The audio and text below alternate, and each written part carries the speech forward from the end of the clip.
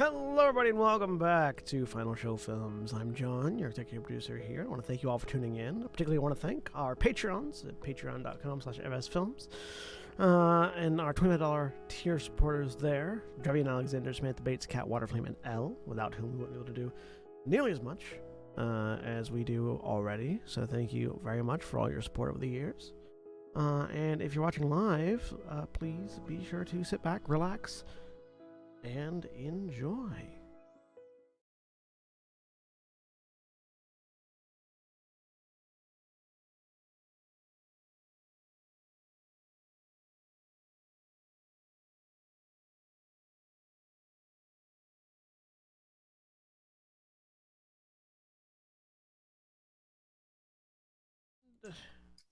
We're live, and yes, I know the cameras are messed up, but someone will be joining us in hopefully the next 5 minutes, and I really don't want to have to re-aim all the cameras, only to have to do it again by the time we finish our intros.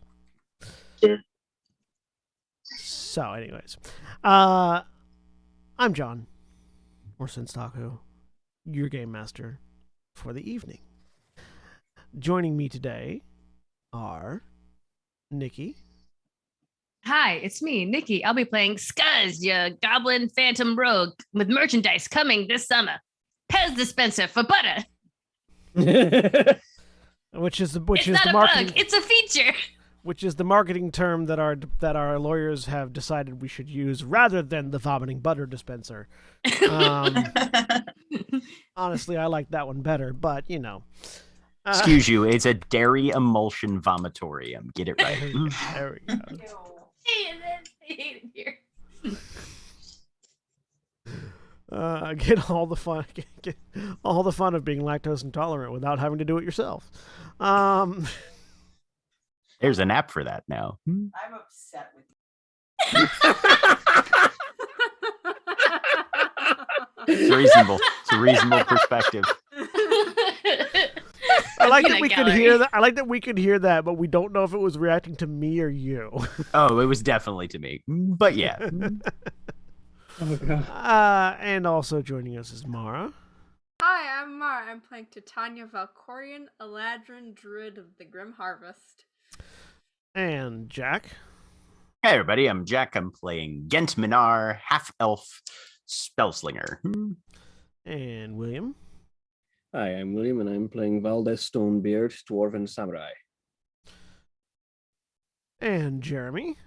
Hi, I'm Jeremy. I'm playing Sin, Changeling Warlock. And Holly.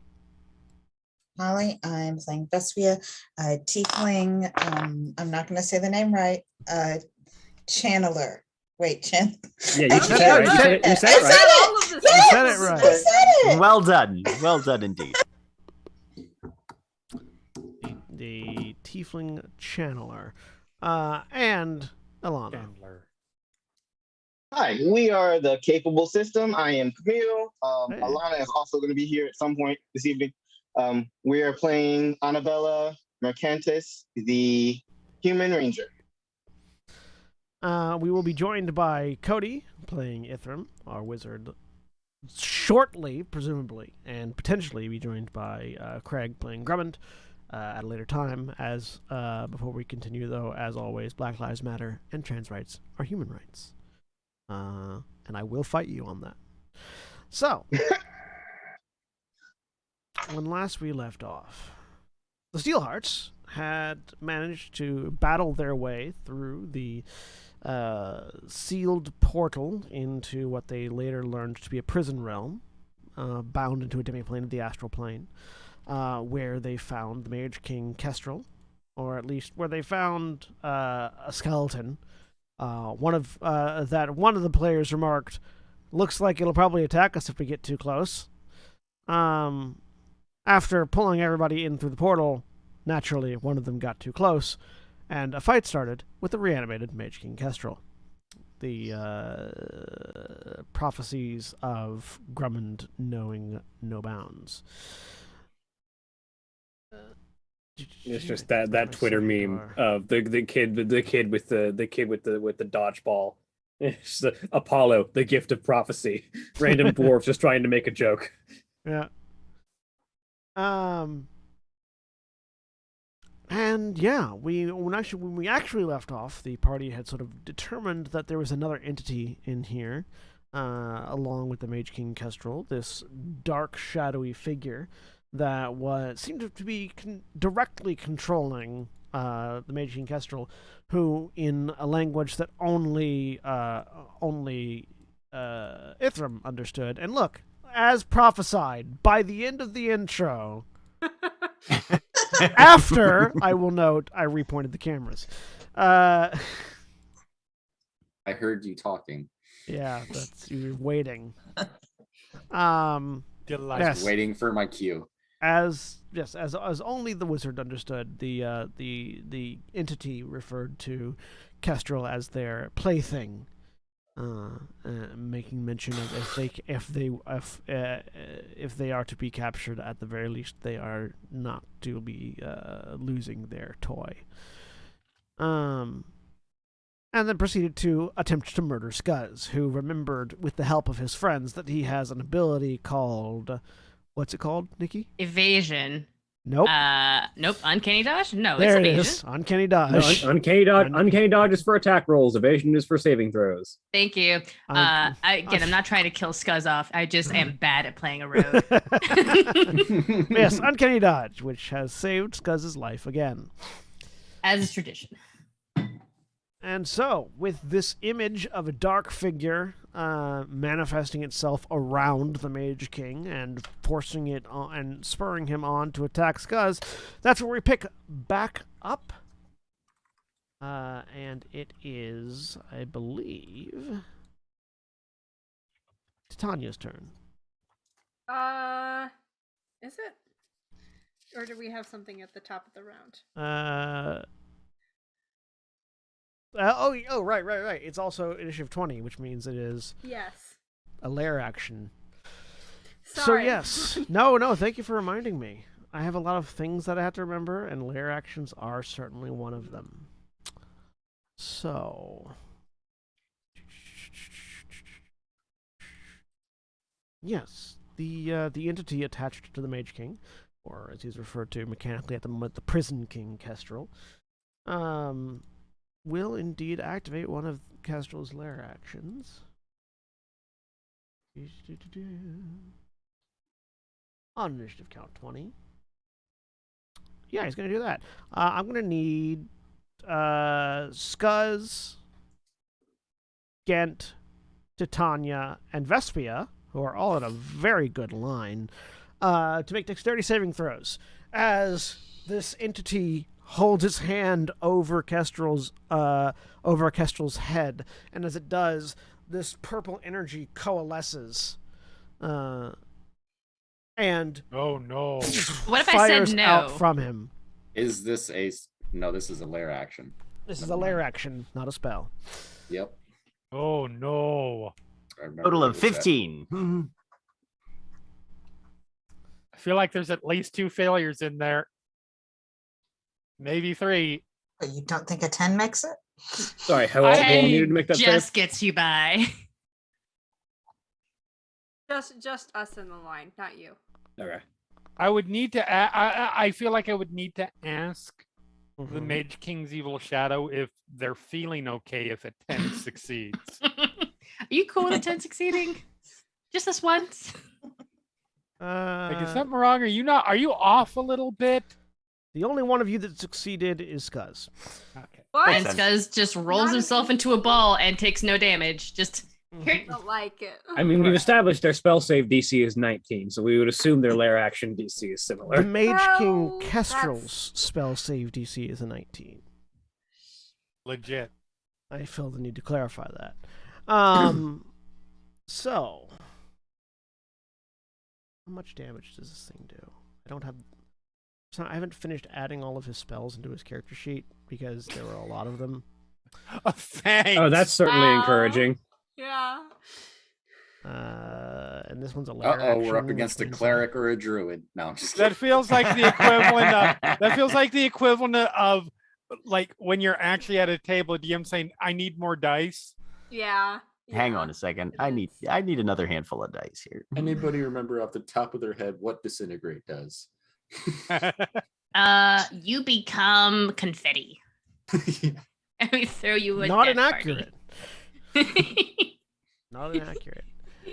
All right, so everyone Shoot you out of- except Scuzz takes full damage. Scuzz takes no damage because of evasion. Scuzz, you get out of the way as this torrent of arcane energy roars past you.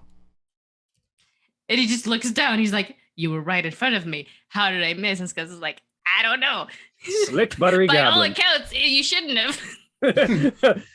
Well, you got me there. By all accounts, it doesn't make sense. Meanwhile, the rest of you are going to take 40 points of psychic Can't do a damage. Patrick Warburton. Okay. By the way, Psychic- it's, Hold on. So Gent, Titania, and Vespia all take 40 points of psychic damage.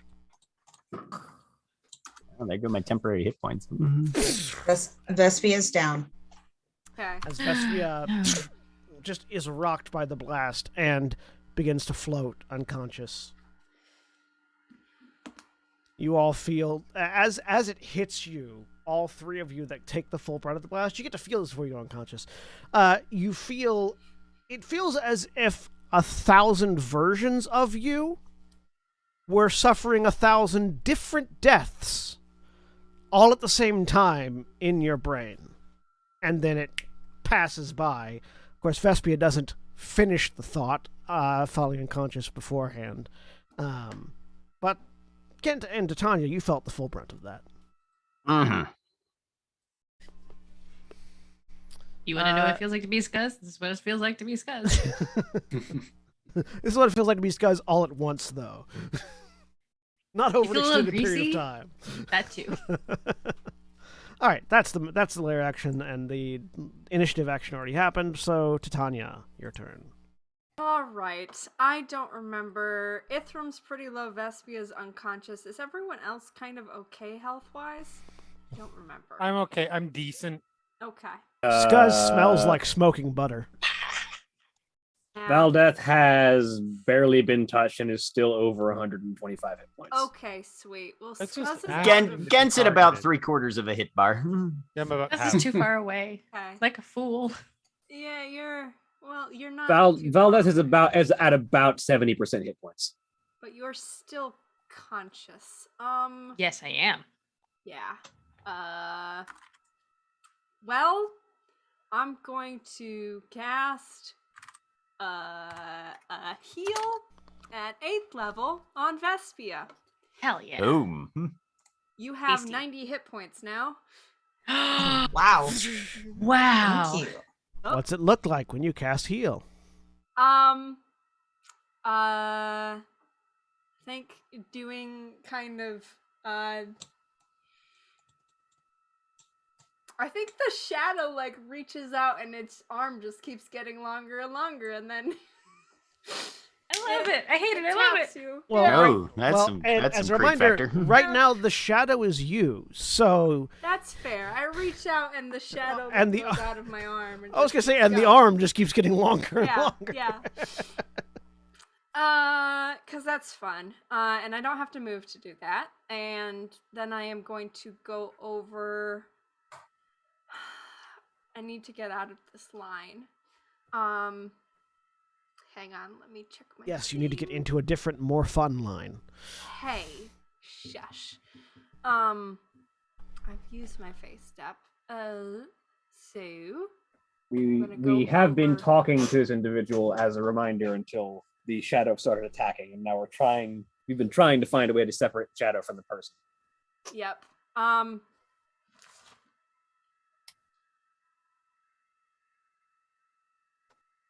Can you still hear us in there? We don't want to fight you. And I'm gonna go over to Ithram, and that's my turn. There doesn't seem to be any response at the moment. It seems that while this dark figure is manifested, nothing you're saying gets through to the Mage King. Okay. Is the figure still there? Oh yeah, no, you can see the figure like draped over the Mage King right now. Okay, okay. All right, Gent. So we've got eyes on the black figure. Yeah, you can see it draped over the Mage King. Okay. With one arm It- sunk into his body.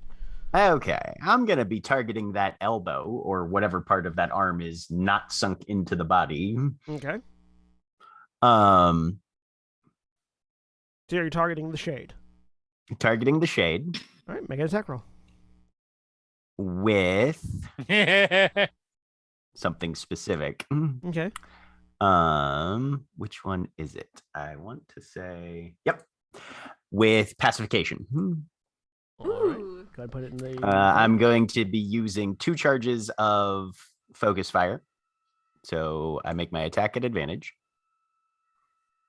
All right. with the Emperor's Virtue. Hey, look at that. Nice. So Nice. That's a natural 20. Hell yeah. unfortunately, you're aiming at Mhm. the shade. You fire, and the round just passes right through it as if it's not there. And you realize that this is not a physical entity. This is a manifestation, an illusion, not actually a thing that you can hit. So not a thing that I can hit in terms of like something incorporeal or... If you're aiming at effectively you're aiming at a shadow. Like if you were to aim at someone else's shadow and fire, you would hit the shadow but not do anything. Okay. All right. So you watch as the bullet Um, just passes through. It doesn't even look like it. It looks almost like it phases through the figure. It doesn't actually touch it. Okay.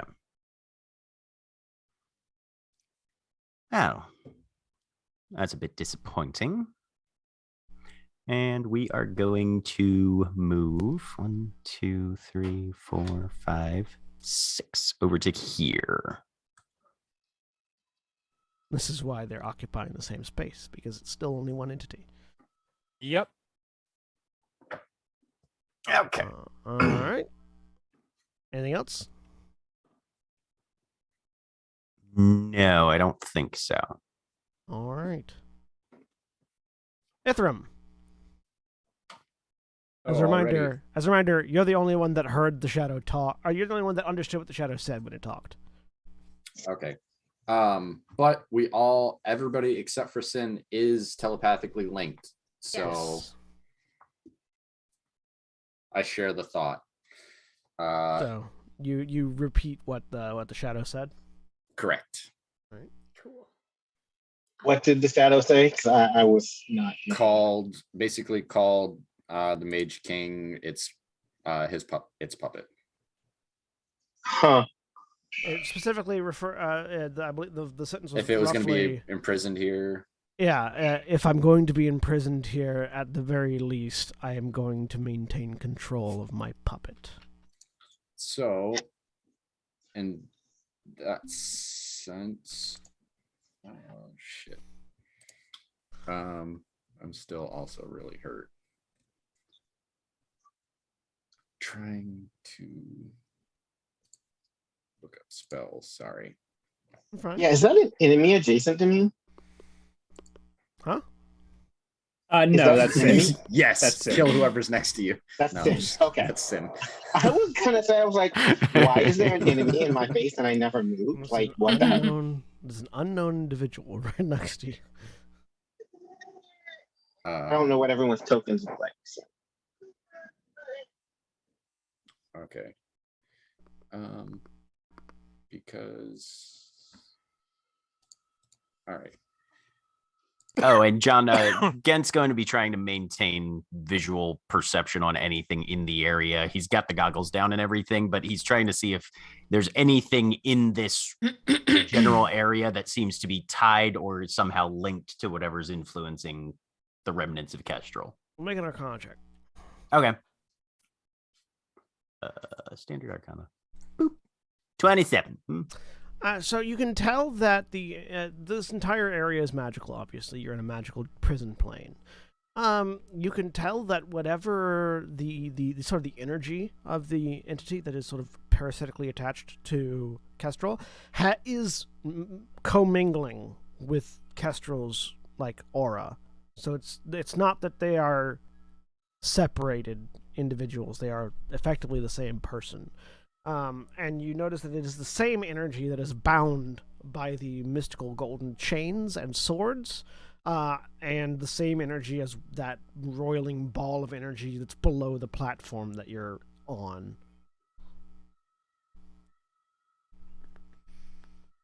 Cool.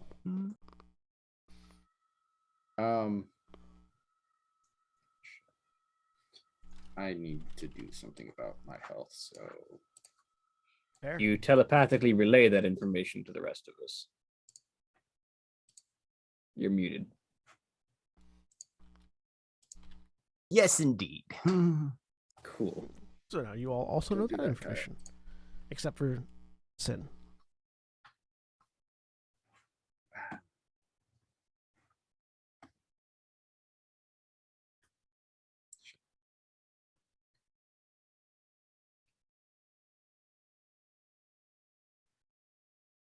Really, I only need to add his 9th, 8th, 7th, and 6th level spells to the character sheets.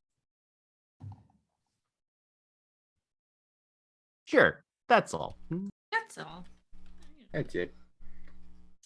You all have, well, several of you have 9th, 8th, 7th, and 6th level spells too. Don't act like it's unique.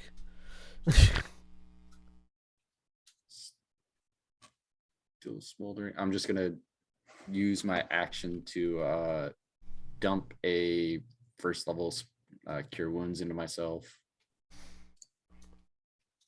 How spiteful is this person? Let me. You're gonna counterspell my band-aid. Wow. Hell yeah. Hell yeah. Let me Put the band-aid on, he just see. rips it off. This will set nicely. Wow.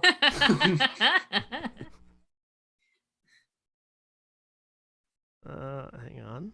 Oh, right.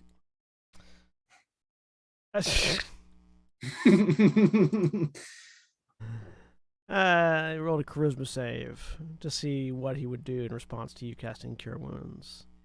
Wow. What a Dick. bitch. Cool. Yeah. Especially because I didn't think about it when Titania cast Heal. That should have been what I counterspelled, but Hey, I Yeah, say sure. dick, but it's something that I always respect when somebody's evil enough to do it. yeah. Oh, go yeah. for it. Oh, shit. Use Real this evil. reaction to counterspell your Cure Wounds. all right. There's only Alright. one thing worse. Wow. Counterspell revivify. I was gonna say counterspell revivify. That's where you really land. That's a diamond. That's a diamond, you bitch. Got it. So you go to Yeah. cast the Cure Wounds, and there's just this. You feel this. It feels like the magic is sort of drained out of you. It feels like almost as if you cast the spell and it just didn't do anything. As you look over and you see that the free arm of the Dark Shadow, the one that isn't holding on to Kestrel, just waves a hand and pulls, and you Okay. feel that magic energy. All right. Then as it does that, Ithram's just gonna speak out to him. 1 second. Yeah.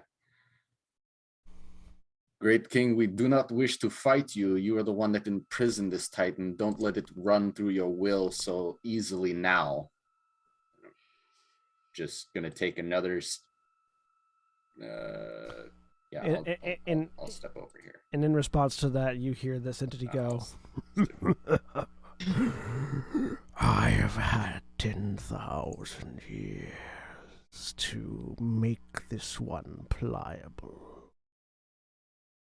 The strength of will has long been spent keeping me at bay. You're still here. There's a all he's snarl gonna at say. that. There's a Bring it. I got 12 hit points. Oh God. Scuzz.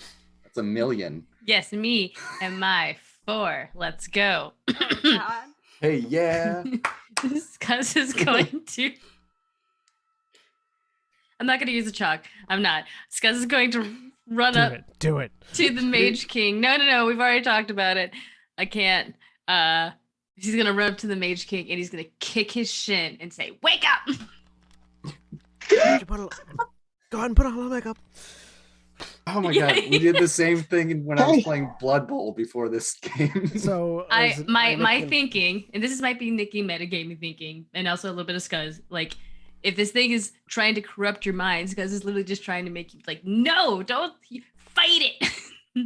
I don't think that's metagaming. I think that's a solid character decision. So actually. are you making an actual attack? Are you trying to give him a help on a save? What are you trying to do?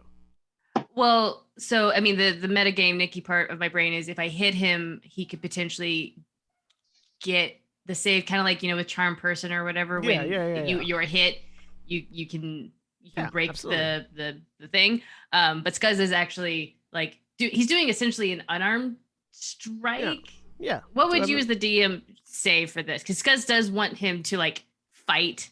Yeah, go ahead and make control on his head. Make it attack. Yeah. Absolutely. Smacking someone. Right. It's the slap in the face. Snap out of it. Right. Yeah. Snap out of it. Yeah, actually. So you run up to kick him in the shin, and you connect.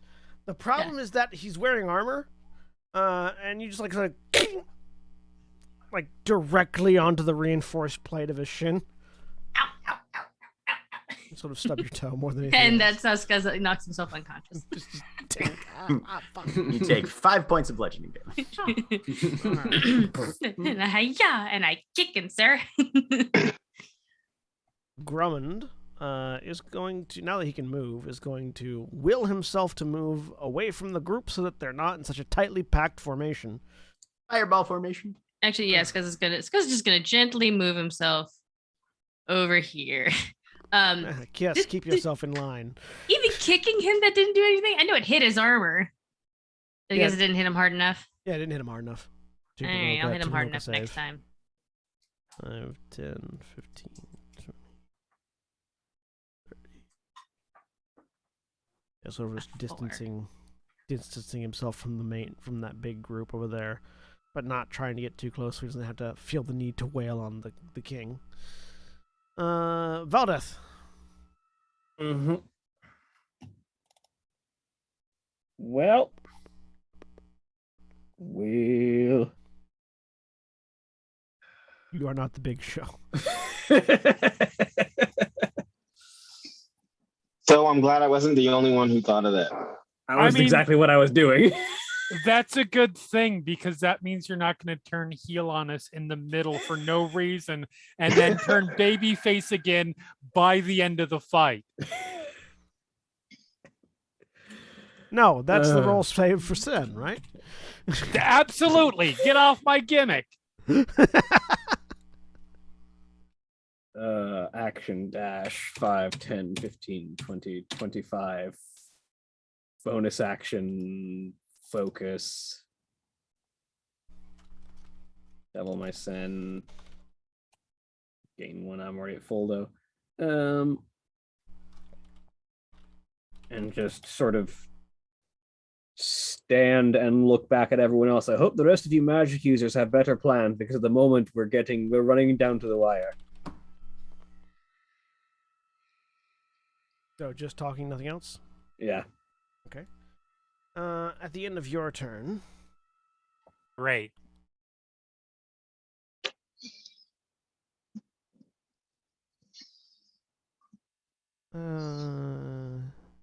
Yeah.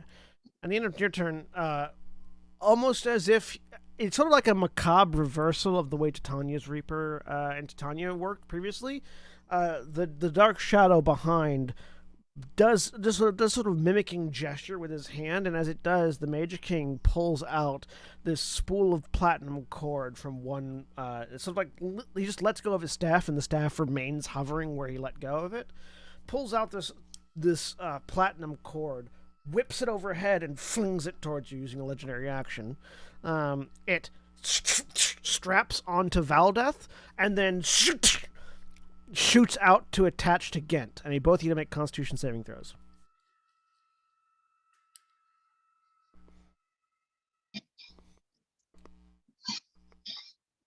Fucking. All right. So 22 for me. 22 for you. Because I have bless from my potion.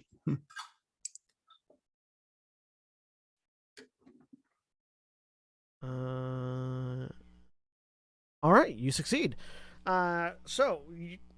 This platinum string cord just sort of sears a silver scar across Valdeth's chest, but as it latches onto Gent, it slips past, and Gent, you manage to evade.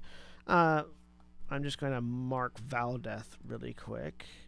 Gent, you managed to evade the mark. I feel like that's relevant. I feel like this mark would have been much worse if it marked both of us. We'll put it at...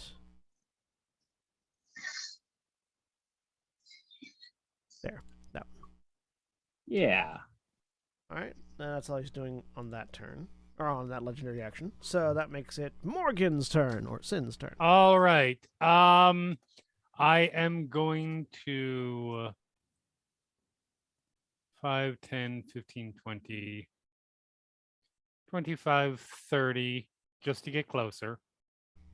Because I was 65 feet away, and that's generally for spellcasters an infuriating distance.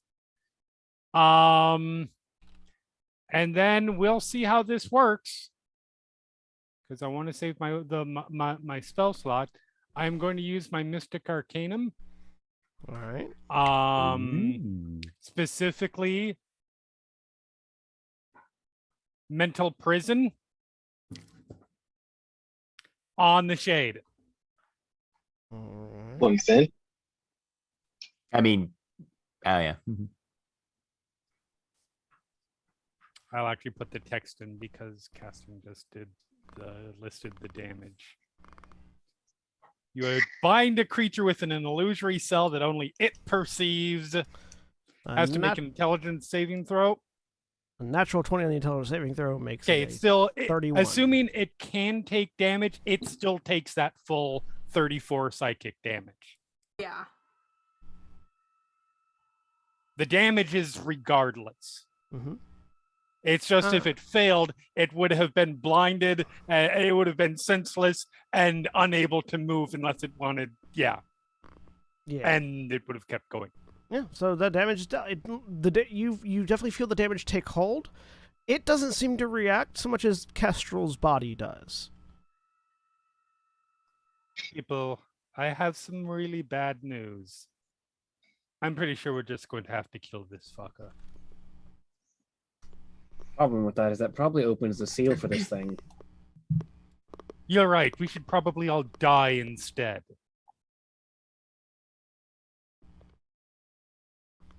Out of character, because I'm assuming this conversation has been had and I wasn't around. Why exactly are we trying so hard to save this guy?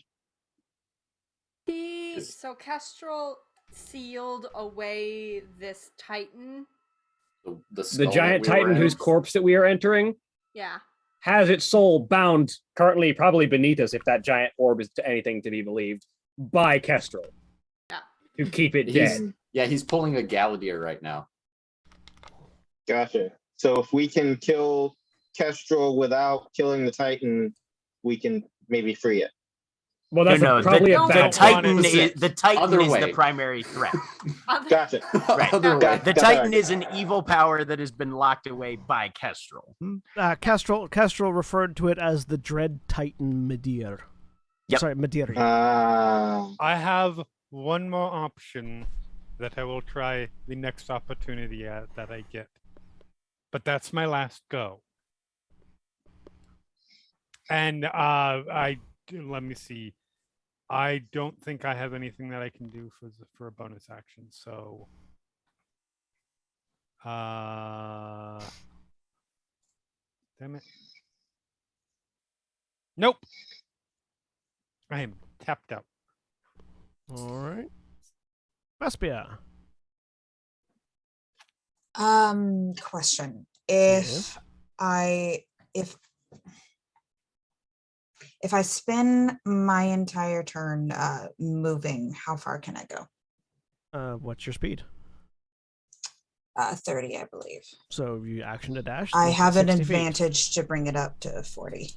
Then if you bring it up to 40, then Mhm. action to dash would make it 80 feet.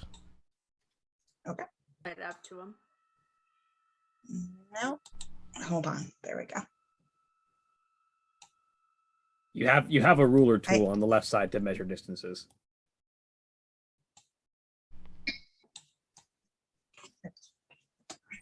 Where's the little ruler tool? On the left side where the mouse Just where the under mouse the image magnifying is, glass. right under the magnifying glass is the ruler. If you're not seeing it, I can point it out to you. One sec. Sorry, I don't mean to be complicated. Never mind. No, you're fine. This is a Oh, I hard see it. system to learn sometimes. I see it. Okay. Yeah. Okay. That just click on it and you're good. Click right here. No, just click on it. Yeah. Right there. And then you can drag it Cool. on the map to measure distances. Thank you. Okay. Hey. And then when you want to move your token, remember to click back to the mouse button. Okay.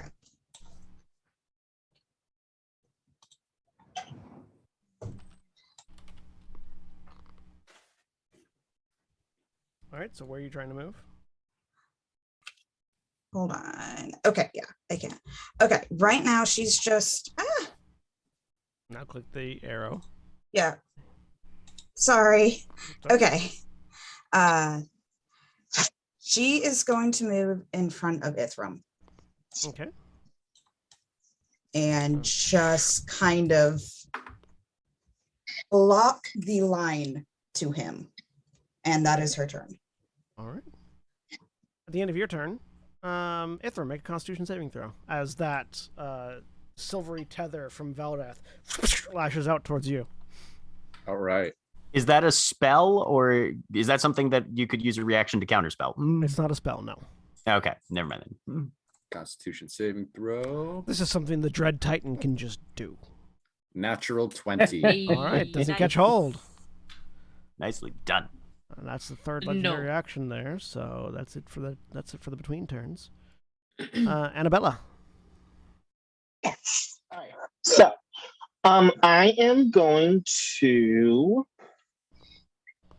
move 2 squares over, and then I'm going to make my 2 attacks against the thing that we're attacking.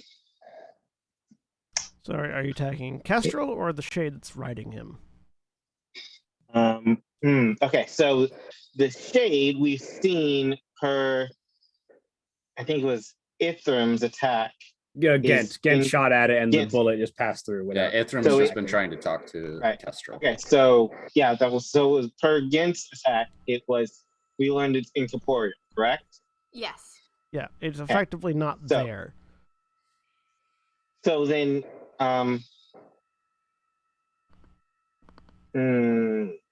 but we're trying to keep Kestrel alive.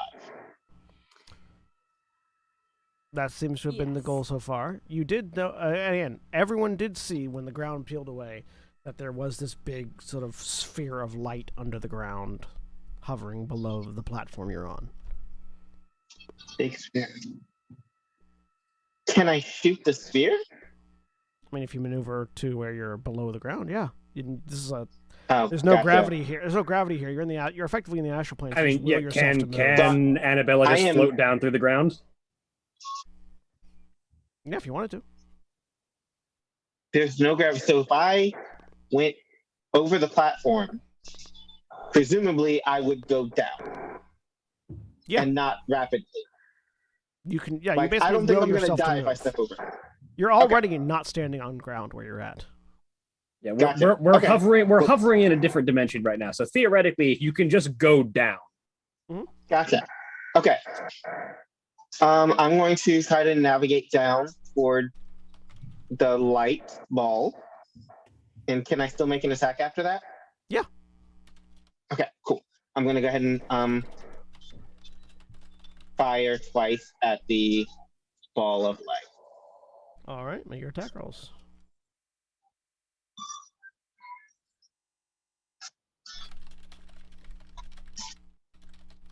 with me. All right. I will presumably not get Colossus Slayer for that. Okay, so Point of order. What kind of arrow are you firing? I think I'm going to try, since it's light, I'm going to try a void. Okay. I had void arrows. Where are the void? Oh, there you go. Okay. And I just click on the arrow itself, right? Or the name of the arrow. Yeah. I mean, you make the attack roll and then, yeah. Gotcha. Okay. So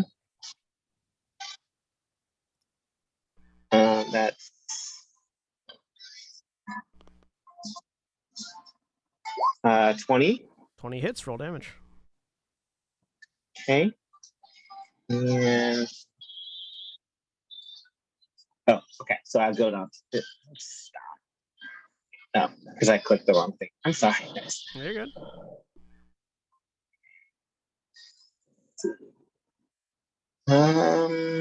Where? Then you click on Where do I? the name of the attack in the chat to actually roll the damage. Oh, gotcha. 14. All right, so that's the piercing from the bow itself. You also have damage for the void. Actually, no, with void arrow, it just does psychic. It just changed it to psychic damage. It does normal damage, but just change it to psychic. Gotcha. That's why I don't have a special thing for it. Yeah. So you fire and go ahead and reduce your psychic arrows. And those of you that are above, so you can't. You just watch that sort of brilliant light shimmer as the arrow disappears into it.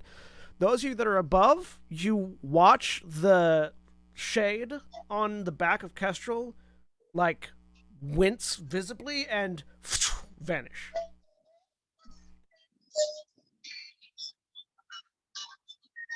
Sweet. Is the light still there? Yeah, the light's still there. Okay. Then, since I didn't see the shade disappear, I'm going to fire another arrow into the light. Yeah, go ahead.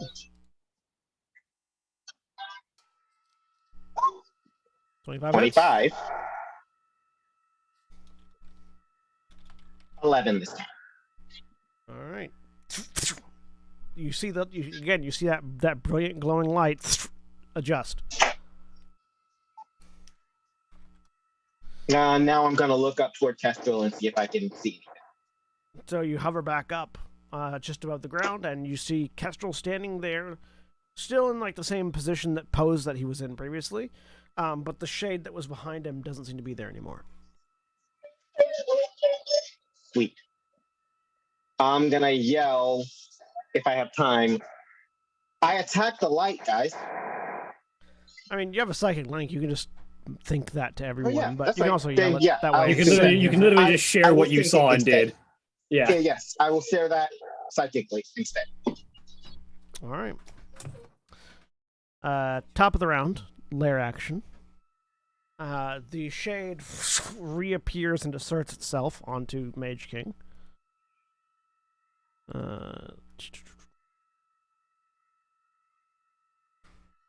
And forces him into using a lair action.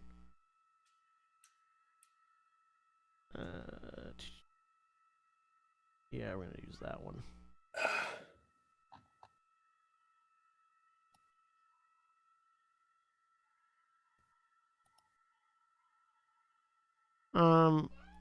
So I need a wisdom saving throw from Scuzz. Nikki is not there right now. Oh, right. Nikki is not there right now. So I will make the save for Scuzz.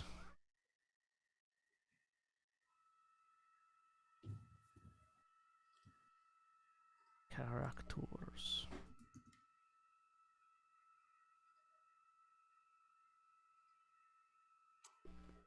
Makes wisdom saves with advantage because of Hero's Feast. Good to know. And can't be frightened or poisoned. Yeah, frightened, if that's a thing. But I think this is a charm Doing instead. it off of... Oh, it's not a charm. Okay. Probably a banishment. Well, that'd be a charisma save for banishment. Oh, I'm sorry. For some reason I heard charisma. It's just Gaius. I mean, if it was a Gaius, it would be very easy to overcome because Gaius in 5e is very weak. It can only do its damage once per day.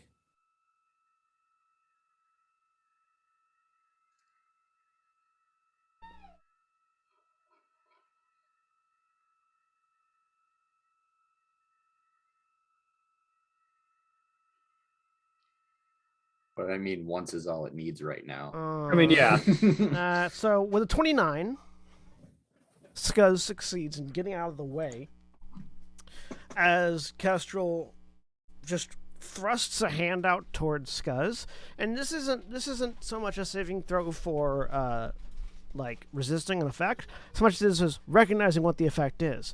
As the Mage King's hand thrusts out and Scuzz ducks out of the way, a chunk of the ground just rockets towards Ithram, Vespia, and Titania.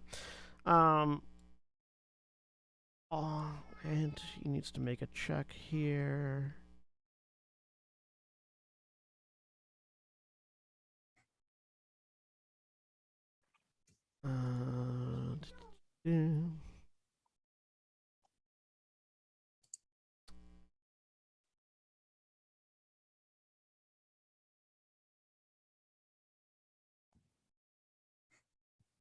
Ooh, a natural 20. So, Titania, Ithram, and Vespia all take 15 points of force damage as this Make a save. this is an attack roll. Okay. The save was for whether or not Scuzz was going to be the thing being thrown. As this chunk of astral stuff slams into the area that you're all in and explodes. So you all take 15 points of force damage. Ow. Are you concentrating on anything, Ithram? No, because you can't do that when you're unconscious. True. Does anything go away when you fall unconscious? I should clarify.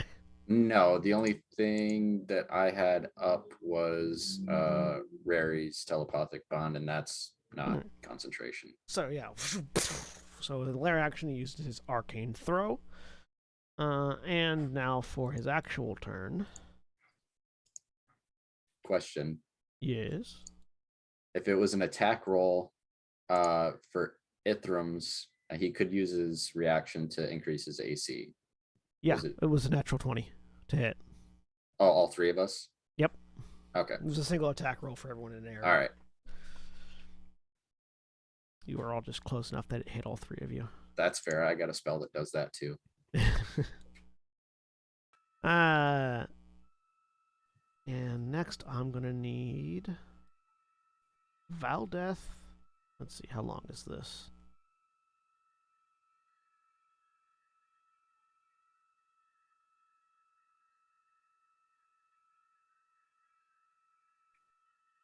It's funny as if I had gotten that cure wounds and it wasn't counterspelled, I'd have the same amount of hit points as Scuzz.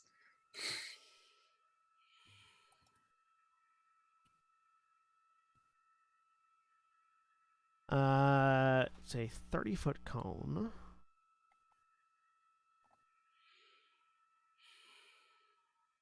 So yeah, just Valdeth.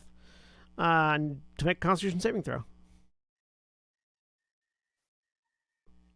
Get fucked. All right. Still take damage, but you don't suffer the full effect.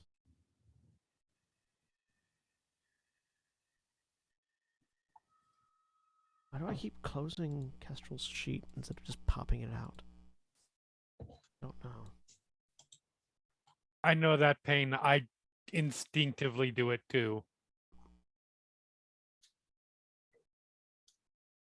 All right, so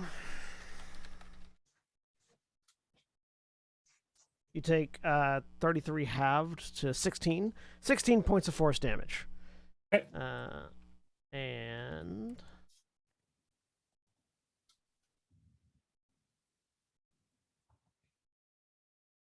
are not moved because you succeeded. But bits of debris just blow backwards towards where Gint is at. All right. Titania. Okay. I have a quick question. Can Mhm. I, because if I'm in the ethereal plane, I can't attack a creature from the other side, but if I did something with a magical effect, like one of my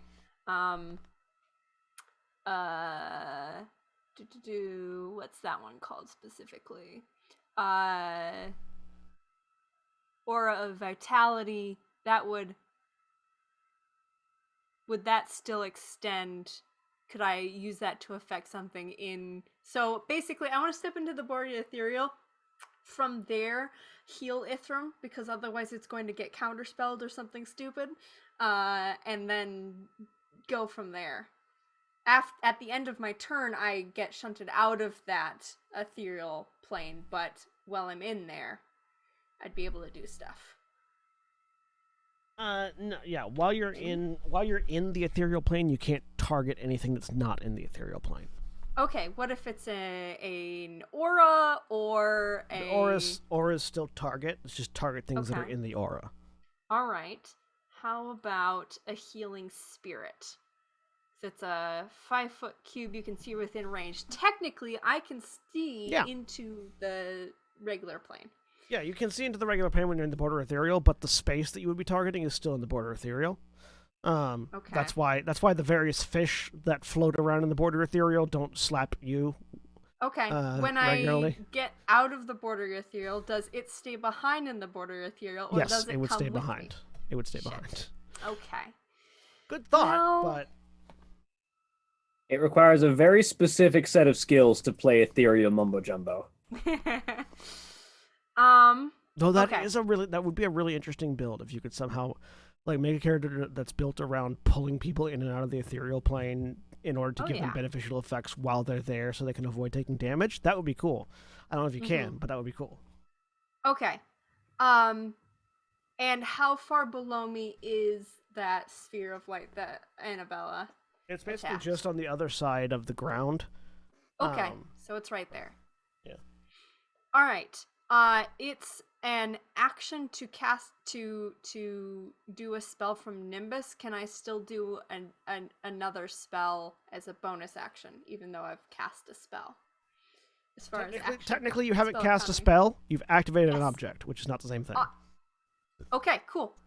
In that case, I am going which is how wand slingers get around the one spell per turn rule. Cool. I am going to do two things then. I am going to cast action. And activate we object. Also know that the bonus action cast spell. Yes. No, this is an action. Cast. We know the pillars. I'm asking a lot of questions. Pillars with the chains are also connected to the ball of light thing. That's like all part of the same thing. the four giant swords in any corner. Yes, are all also connected to the chain. I'm gonna activate Nimbus to do shatter on the nearest one. It's 60 feet range, so I think I can hit one. It takes 3d8 thunder damage. If it fails a Constitution saving throw, if it's made out of non-magical, object that isn't being worn or carried, it's magical. Takes the damage. Okay. Does it have to make the Wait, save? Titania is attacking the chains that are holding this thing at bay? Attacking the chains that are holding the ball of light. Yeah, so the Titan Soul, the things that are containing the Titan Soul that are attached to Kestra. So you are actively attempting to break the Titan out of its jail cell. Oh, I thought it was the same. Okay, sorry. I'm attacking the ball of light. All right, so you're gonna maneuver underneath the ground to attack the ball of light. Yeah, it's 60 feet. Okay. So you still have to flip around just to see it, but yeah. Yeah. All right. Nikki, you managed to intuitively understand that the Mage King was about to throw you at your friends and get out of the way before he did so. Cool. Of course, you can't make me attack my friends. Yeah. That's And against my branding. in doing so, he did knock Ithram unconscious. Yeah. All right. Con save from the ball of light. All right. It happens. Its DC is different because this is from the thing, I think. Hang on, I gotta pull up that page. I have too many things. Oh, good. It looks like they fixed dark mode as a side note. Oh yay! Oh, did they? I noticed that they fixed the issue that dark mode had with werewolf, because it used to be like I couldn't read any of the text in any of the roll boxes when it was in dark mode. I think it's just but now my I can. regular spell save. My It DC does is... look better. Yeah, it's much better now.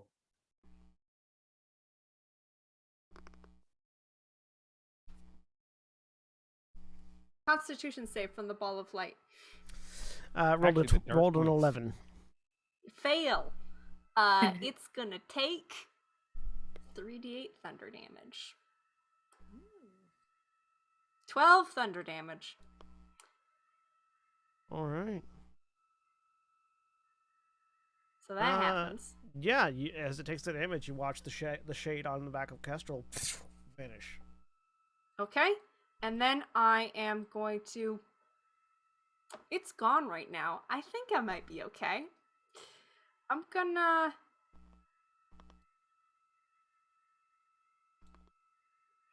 Bonus action. Which one of these is a bonus action? Healing Spirit. Yeah, I can only do Healing Spirit. Healing Spirit at 2nd level, right next to Ithram. On your turn, you're going to get hit points back. As I realize that I haven't been on the battle map this whole time. Oops. I've just been on the move. That is my turn. Sorry, it took a while.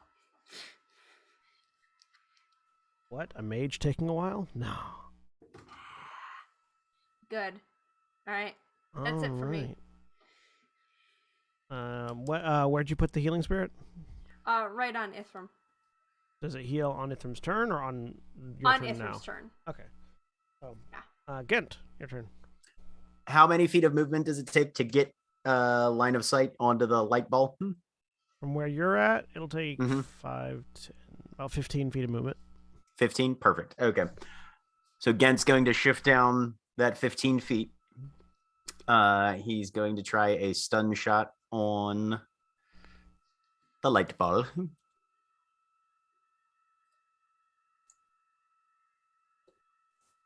27 to hit.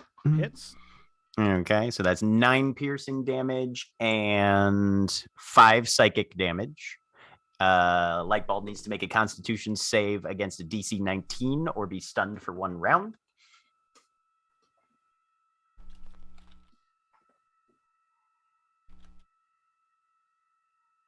Natural 20.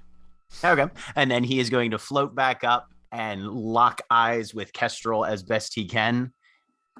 Your Majesty, we are refugees from the fallen city of Taram. We are desperately trying to make our homeland safe once again. We need your help, not to fight you. Persuasion check with advantage. Cool.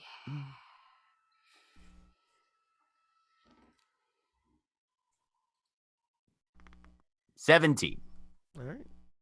The Perfectly another one of the chains on a different sword darkens to a dark color. Anything else on your turn? You couldn't hear you, so I'm assuming that's a no. Just telepathically to the rest of the group. He's a head of state with strong sympathies towards refugees. Use that.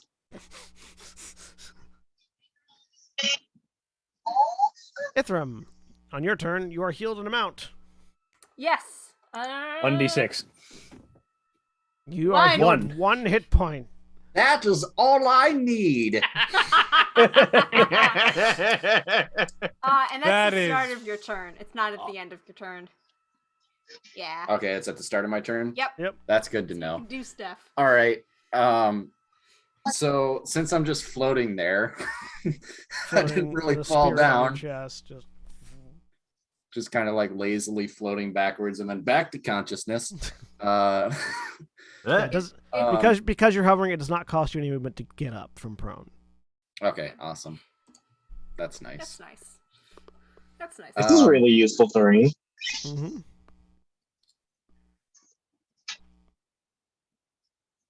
Oh, right. Yeah, I'm sorry, Cody. Did I make you lose your train of thought? No, you're good. Fuck. That would have been cool. I'm not close enough though. I had to flip the tokens so that you could tell it's normal Mage King and not Haunted Mage King. Not Haunted Mage King. Damn it, they're all touch.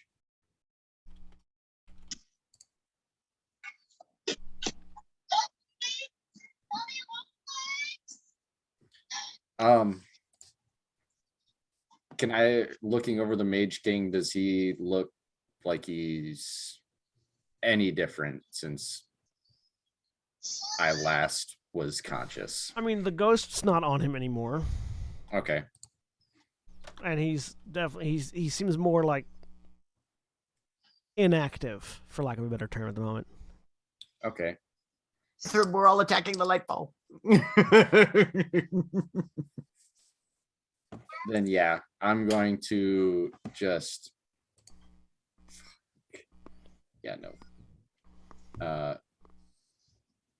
I'm gonna duck down below the ground.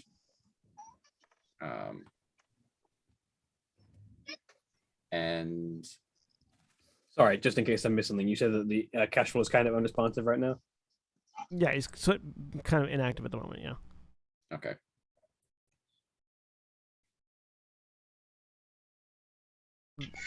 Oh, and you notice also that one of the other chain, like the second chain, is now darker.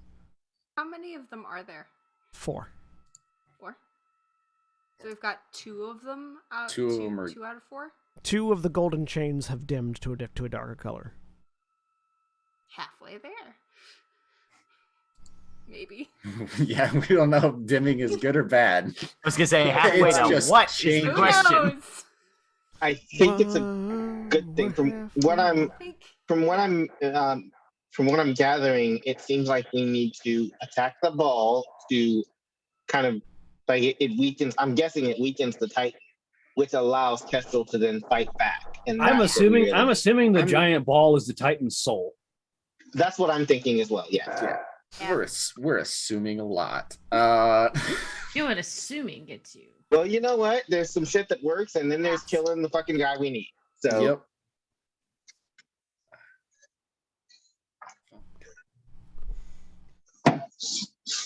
I do like the idea of the changing, living on a prayer to, whoa, we're halfway there, to what? Who the fuck knows? Yeah. No. Whoa, we're halfway there. Whoa, who the fuck cares?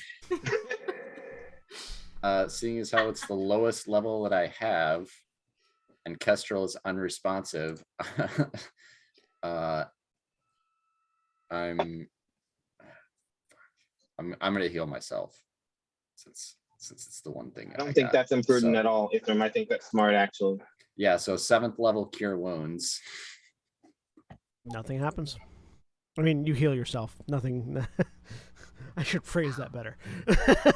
What? You go to cure yourself. Sucks to be you because you just wasted a spell. Unfortunately, there was a Grim Jester nearby. 40 points of damage. No. Duck down and then I'll pop back up. Grim Jesters are assholes. And yell to the king.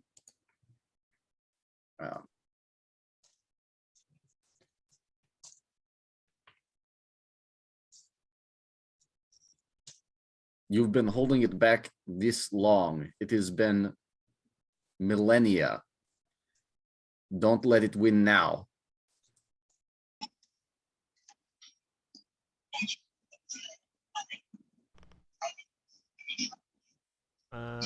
Persuasion check with advantage.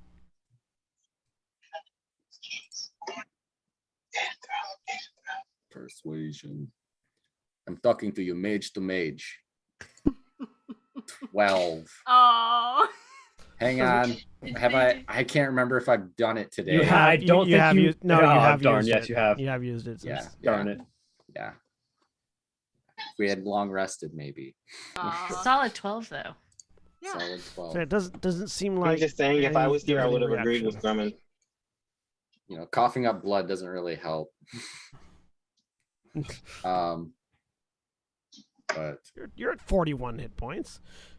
Yeah. That's now doesn't stop the fact that I 42. No, 41. It was at 41. 1, gained 40. Right. I can math. But Wait, why did my hit points reset? Or did you open up That's not D&D bad Beyond? for a pointy-eared elvish princeling.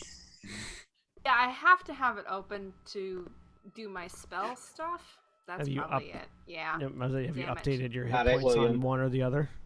I updated it. I had them on my Roll20 sheet because that's what I used to keep track of everything else. And I think I was at like 60 something. 64 is what my brain is supplying. If that is all right, I will mark it as 64. I'll just keep track of that somewhere else. Oh, you were at 64 when you took the damage from the, and then That's fair, 64, and it was 64 like, what, minus 15? 15, yeah. Okay, I'll do that.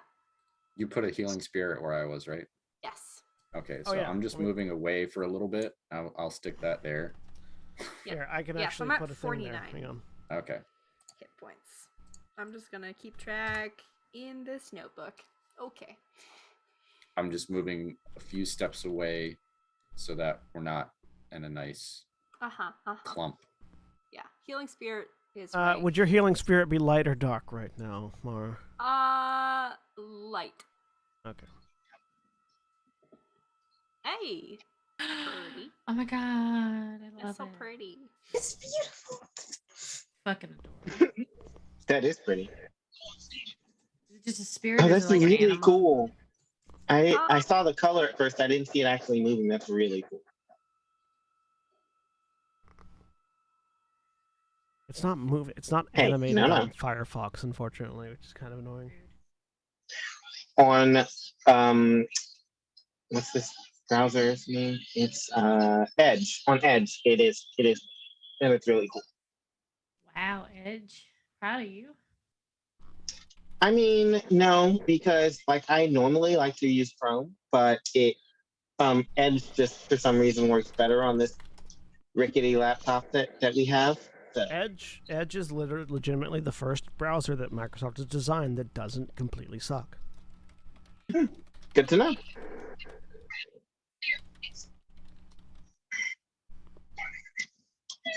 Granted, they stole the design from Chrome, but yeah, it is very Chrome-like, and it's literally built on the same engine. Because there's some things. Scuzz's Gotcha. turn now.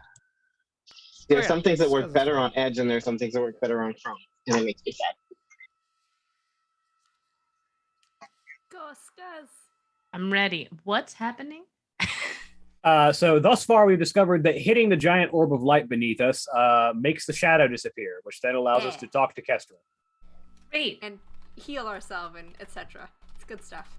Wonderful. You know what Scuzz is going to do. Attack the glowing light. I don't know where it is. Is it these? It's literally on the map. It's the giant sphere. It's Down. What's You below basically have to the? Jump. I You just have stopped to what I was about to go- say. Let's see. You have to go 5. The shortest route to it from you is 5, 10, 15, 20, 25, 30, 35, 40, 45 feet. Okay. I can do that. Titan is stored in the ball. That I wasn't gonna say ball because that definitely looks like a boob. Fuck you, dude. Since you get to punch the boob. Fuck you. Yes, Scuzz will move and then dash to bonus action dash to get down to there.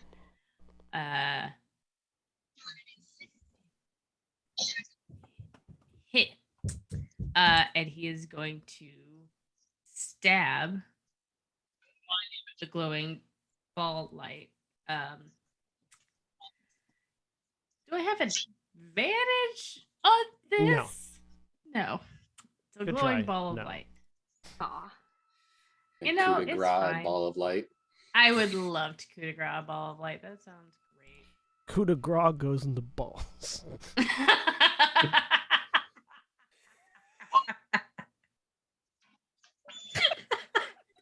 That's a 19 hit. Yes, a 19 hits.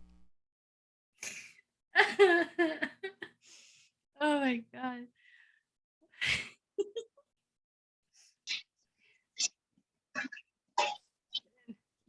uh 12 piercing, 6 lightning, ignore the sneak attack damage.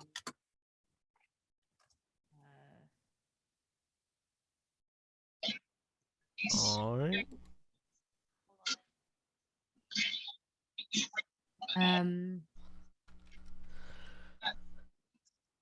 Anything else? Oh, yeah, does that say 30? So, Wow. yeah, I could do a lot with my sneak attack if I could hit with my sneak attack. But if I don't hit with the sneak attack, I can't. The Whales of the Grave specifically says immediately after you deal your sneak attack damage to a creature, you can target a second creature. If I don't hit anything with my sneak attack, I can't do this. Correct. Right. Okay. Boo. But I will,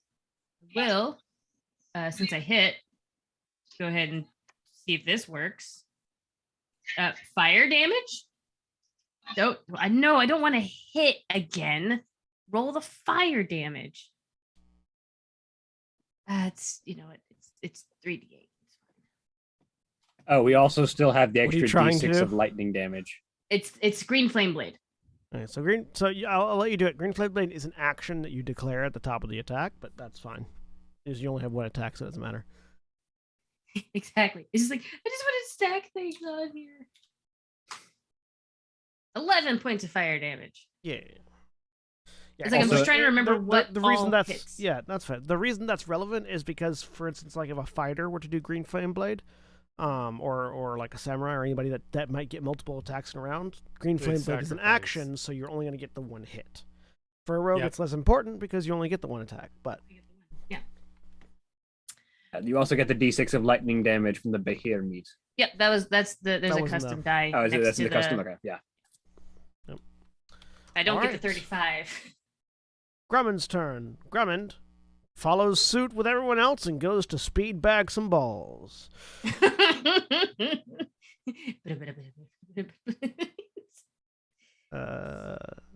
Gets flanking with That's Scuzz. not exactly how he would word that, but it's not far off. Gets advantage from Scuzz and just goes.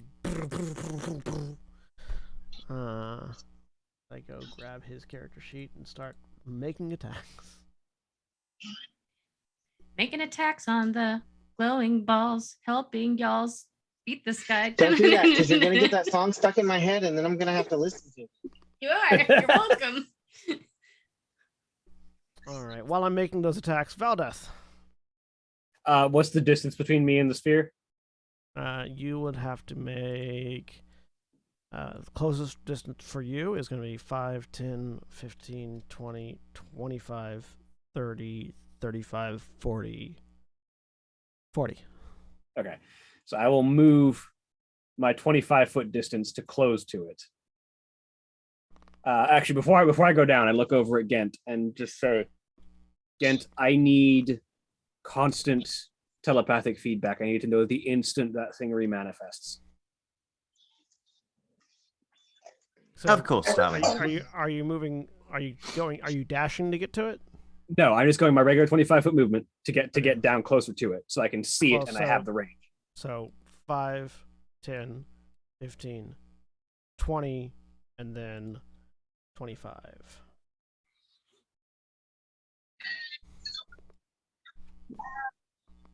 though, getting down. So am I like within visible range of it? Yeah, now you're within. You can see it. Uh, 15 feet away from it now. yeah, cool. It's not that big shadow. That big shadow is above you, not below you.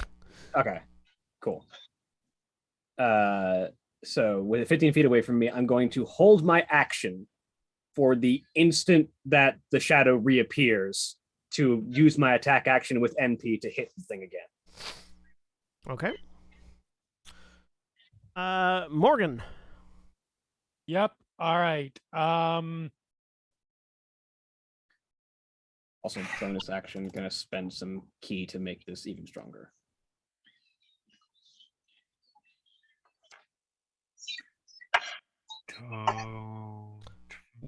You can get sight on the orb at 30 feet. Yeah, that's fine. Yeah, I will move to do that.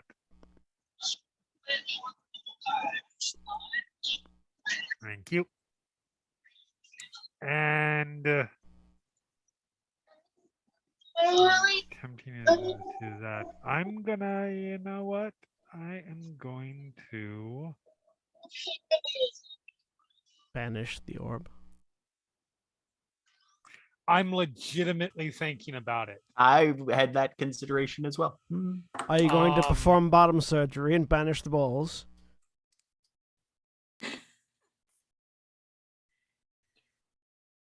Why We're gonna are just you walk right like past you, this, John? Because I'm me. More like a vasectomy than a bottom surgery. I mean, Spell slot this. You know what? If it vasectomy turns just wrong, makes him it's the not end of the work. world. No big deal. I was gonna say technically it's at least a partial castration. Sure.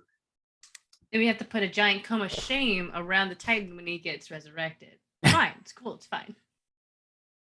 What is a ball of light's charisma save? Well, here's the interestingly, it doesn't matter because it willingly fails to save. Right, because now it's out of its now jail it's out of the cell. prison. Yeah. Yep. So Okay. those of you that can see the Mage King, you watch as those of you that can see the ball of light watch as it blinks out of existence. And those of you that can see the Mage King watch as this dark ichor just explodes out of him, forms into this sort of gaseous vapor, and then disintegrates. And as it does, the Kestrel just drops to his knees. And then it's like sort of catches himself in his hands and just is holding himself up on all fours. And as that smoke dissipates, you just hear this deep and reverberating. I don't think that was good. What did We you solved do? one problem. We'll handle the other problem later.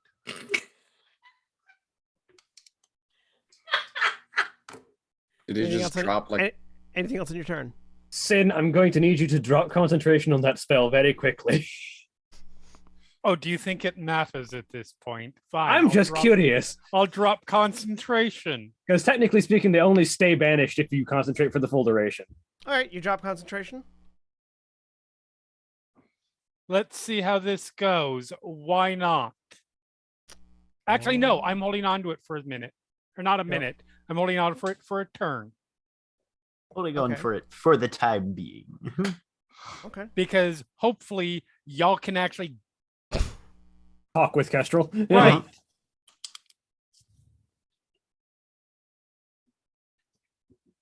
Also, I refuse to waste my spell slot, even if it causes literally the end of the world. What a warlock sentiment. I love it. You get them back on a short rest and refuse to waste my spell slots. Give a shit. So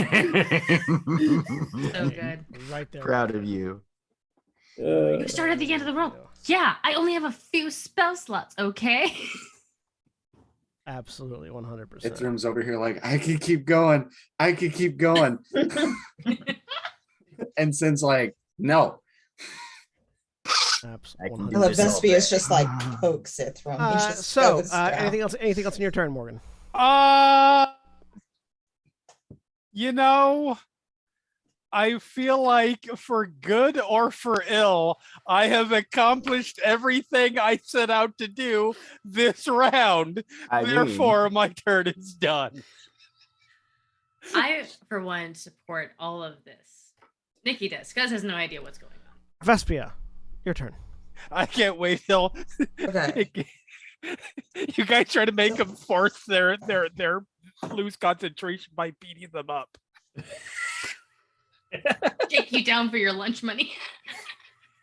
The ball of light is gone. I mean, you're still up on the ground level, I believe, aren't you? Yeah, but Yes, we same. can see down But, there. like- So you saw the dark. You saw that black shadow like erupt out of Kestrel and then vanish to a chuckle. And he collapsed, right? Yeah, he's on his like hands and knees, like gasping for breath, which is the first like human thing you've seen him do this entire time. Okay. She's just gonna hold her action right now and see what happens. Right? What action are you holding? She was going to do If you go into the ball of light, you can heal yourself. You can just heal yourself now, honestly, because he's not going to stop you. she's not too worried about herself right now. Okay. You sure? Yeah. Alright. You scare me, John. Nothing to be scared of. She was gonna do Zephyr's Feather, so hold that action. Okay. Annabella. I Muted. cannot hear you. You're muted. Sorry, I'm muted because Mason was talking. I'm pretty sure this is either an insight or perception roll, and I don't know what action it's going to cost me, so DM discretion on that, of course. But I guess I'm gonna try to figure out what the chuckle, like see if I can figure out anything, get any sort of insight into what, like why it was chuckling. Like, is that a bad thing for us, or is like what does that mean? We can insight check with disadvantage to try to insight the chuckle from a disappearing thing. You're so nice and generous, Sean. Thank you so much. I'm letting you make the roll. I could just say no. That's fair, I guess. Let's see, insight. 13. So 13. It's hard to insight check a disembodied voice as it's disappearing, but it definitely feels like it won in some capacity. Like that was the chuckle of someone who convinced someone to do something to their advantage that didn't at first point seem to be to their advantage. Can I then get a perception check to see if anything has changed in the environment?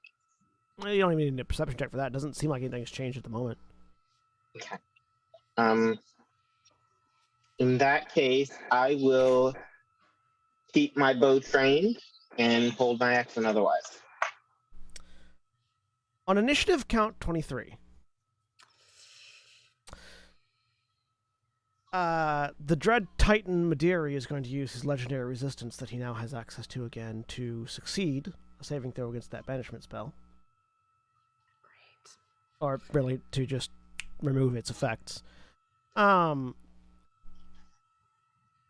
think you only get to make a saving throw at You only get to make a saving throw if you are not an aberrant demigod. Or sorry, you only don't get to make that saving throw if you're not an aberrant demigod. He's an aberrant demigod. He has a specific ability that lets him break certain things. Alright. Because he was being bound by a wish spell, and that was the only thing preventing him from breaking out on his own. So the I regret nothing. the I regret Legitimately. things for you. So does Sin. Sure. this Sonya can do the regretting for you. dark point of light in the middle of the arena appears. And it begins to coalesce as shadow swirls around, seemingly from nowhere, around this point, growing larger and larger and larger and larger.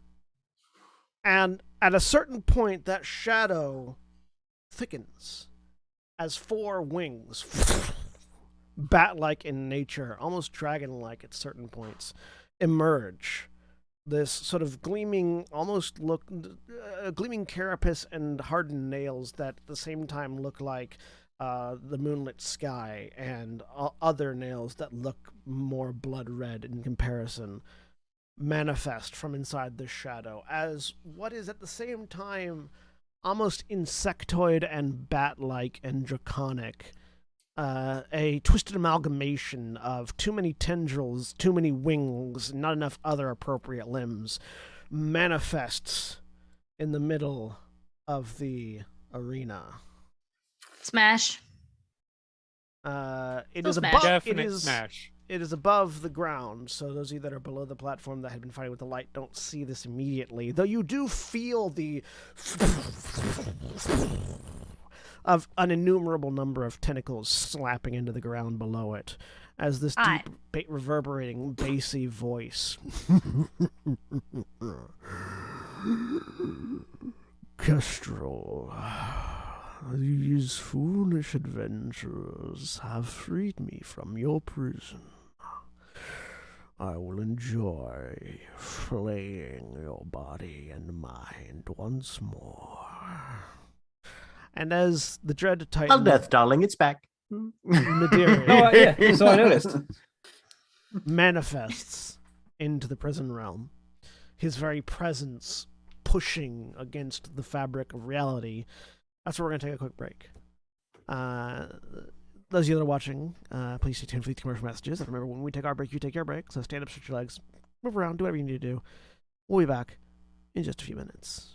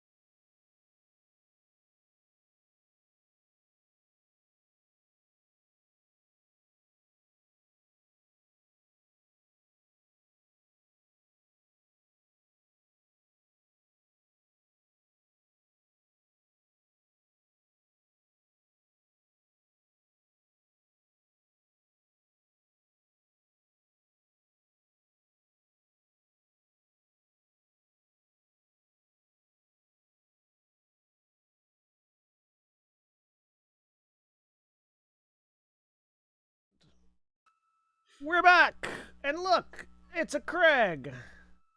Mr. Craig. Hello. I don't have to pretend to roll dice for Grummond. Pretending what?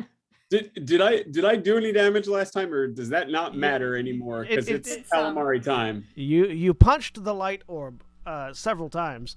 The light orb, fortunately, didn't actually have hit points. So, Fair. All right. So held actions go off. Unfortunately, the only person whose held action is visible right now is Vespia. So Vespia, Cool. do your thing. All right. Which I think was just to cast feather. Yeah, I'm casting Zephyr's Feather. I'm gonna cast it at level 4. No, I don't. They're not actually in melee range to make an attack. I don't think. Unless it's a ranged attack. It's it's 120 feet. No, Nice. you're good then. Oh, yeah, get him. Yes, Dope. this is why That's I'm a- using this one. The hell of a melee range. Drag him. No, it specifically Zephyr's Feather makes basically a series of projectiles that you can launch. Yep. And the only reason that they've been using it with their melee attacks is because they're a channeler and they have the thing where they can Nice. use their Please spells. tell me that hits. Yes, it hits. Oh, I missed it. What is it? Because if it doesn't, I'm leaving. Okay. Natural 20. Nice. Natural 20. Right. Yeah. No. If a natural 20 misses, we quit. We all quit. All of us. But you game yourself. If a 30 misses, even if it wasn't a natural 20. Yes. That The as only well. Okay. reason Let the me other just see natural how 20 much. missed was because you were shooting at a shadow. This time you're shooting at the real thing. So I'm just double so- your dice damage. Yeah, sorry. I'm Shit, apparently. figuring out how many I'm rolling here. Okay, cool. Da-da-da.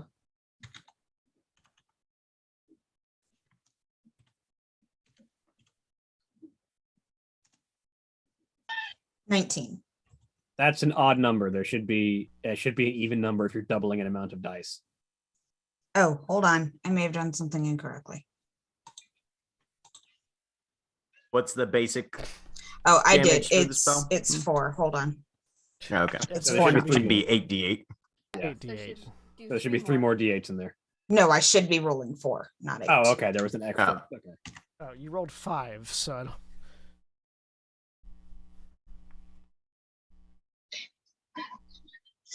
I mean, we could just take, Sorry. we just take the 1 off the damage roll and say you rolled 7, 2, 3, 6. So you rolled 18 damage instead of 19. 19. Okay, that's fine. Yeah. So yeah, feather slashes off and does a little nick on the body of Midieri, who turns and looks towards you. But perhaps I'll enjoy the appetizers first. Good thing I already come pre-buttered. Shake a little garlic on him.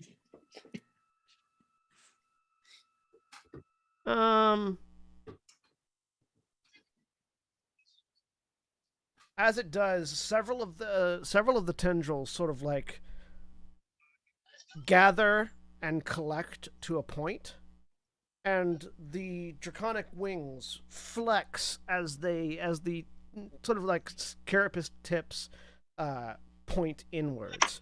And between the tips of the 2 dragon wings and between the tips of all these tendrils, 2 dark orbs of energy coalesce for a connecting laser beam.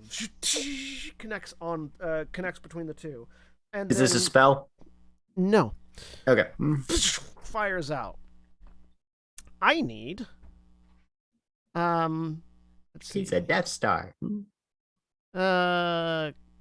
Can't see Morgan from where they're at because of the cliff. So So what I'm hearing is I'm having no repercussions for what I've done.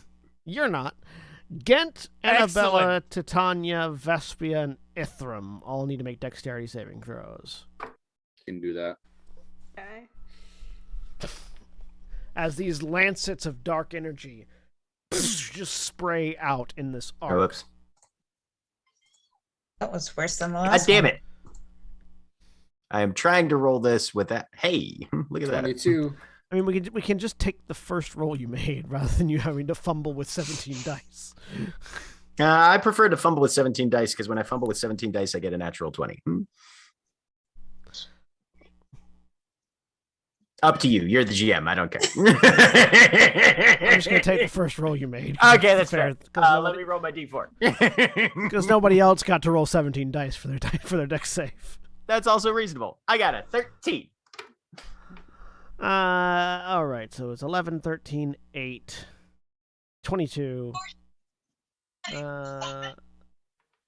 So you all fail.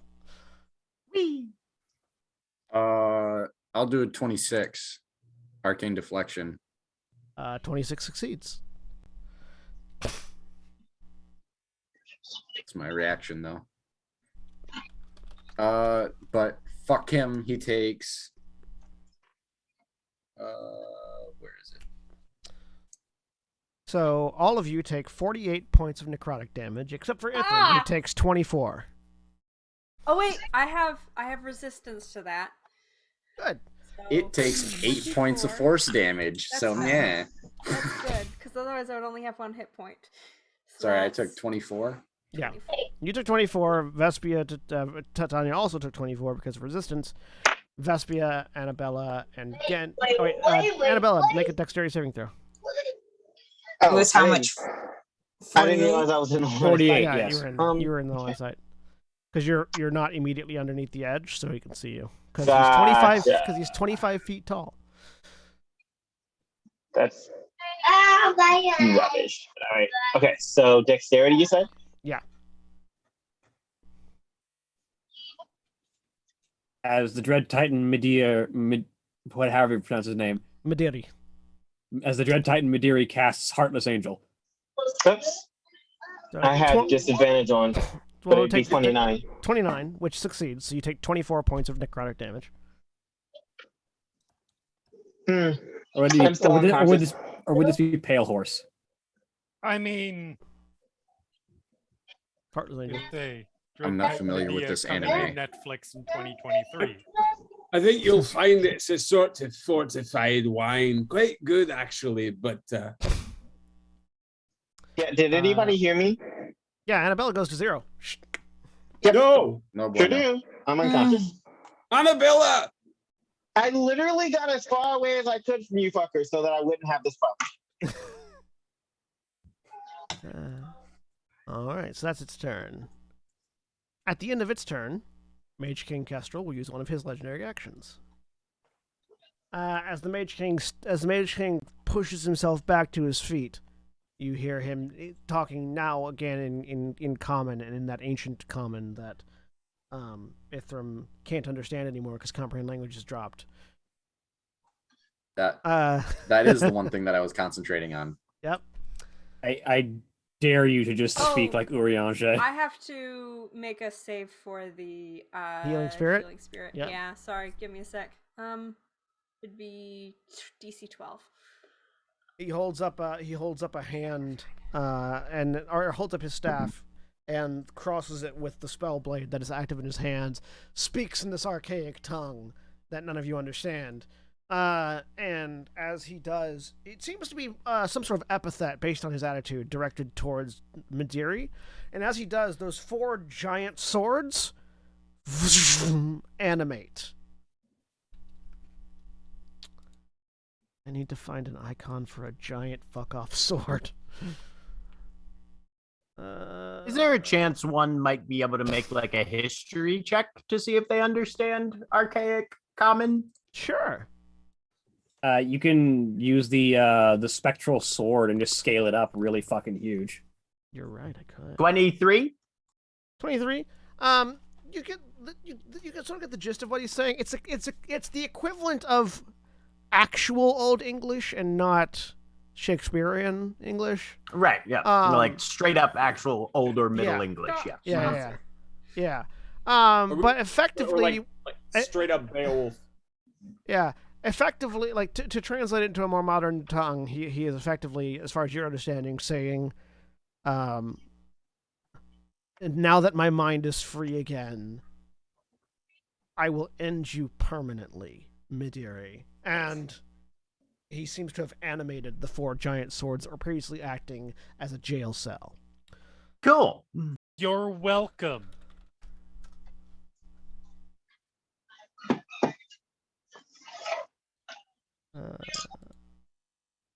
I need spiritual swords.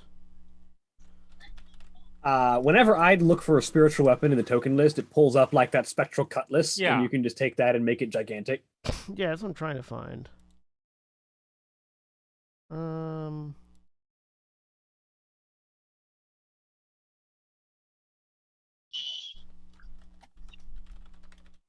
Spiritual weapon. All I've got right now are there it is, Conjured Blade. That's what it's called. That's the name of it. So we're gonna put these over here. These are each gargantuan in size.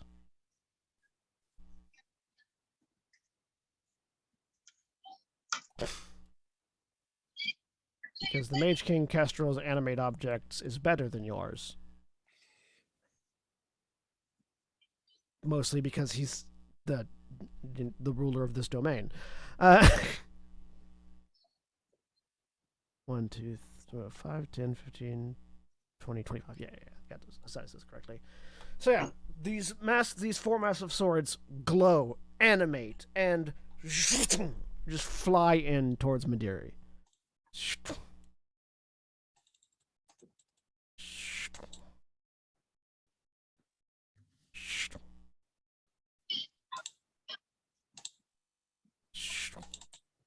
Those may want to be on the back layer just because they're that big. I'm working on it.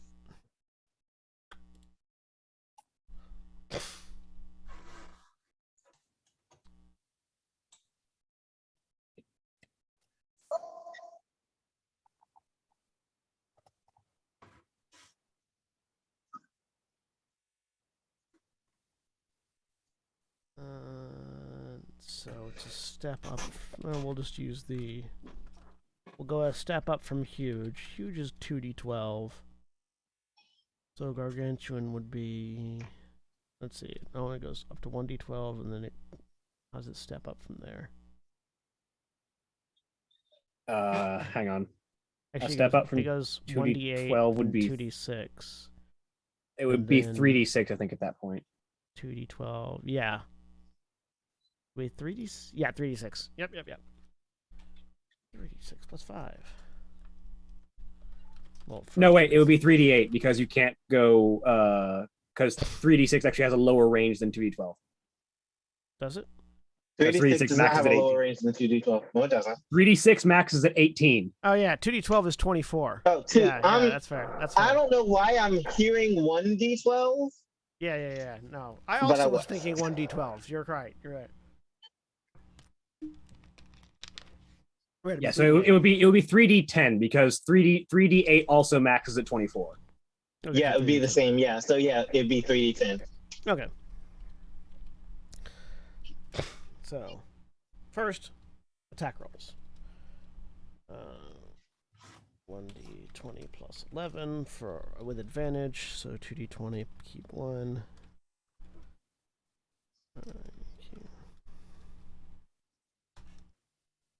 Natural 20, 30. Nice. 30 and 24. All of which hit. All right.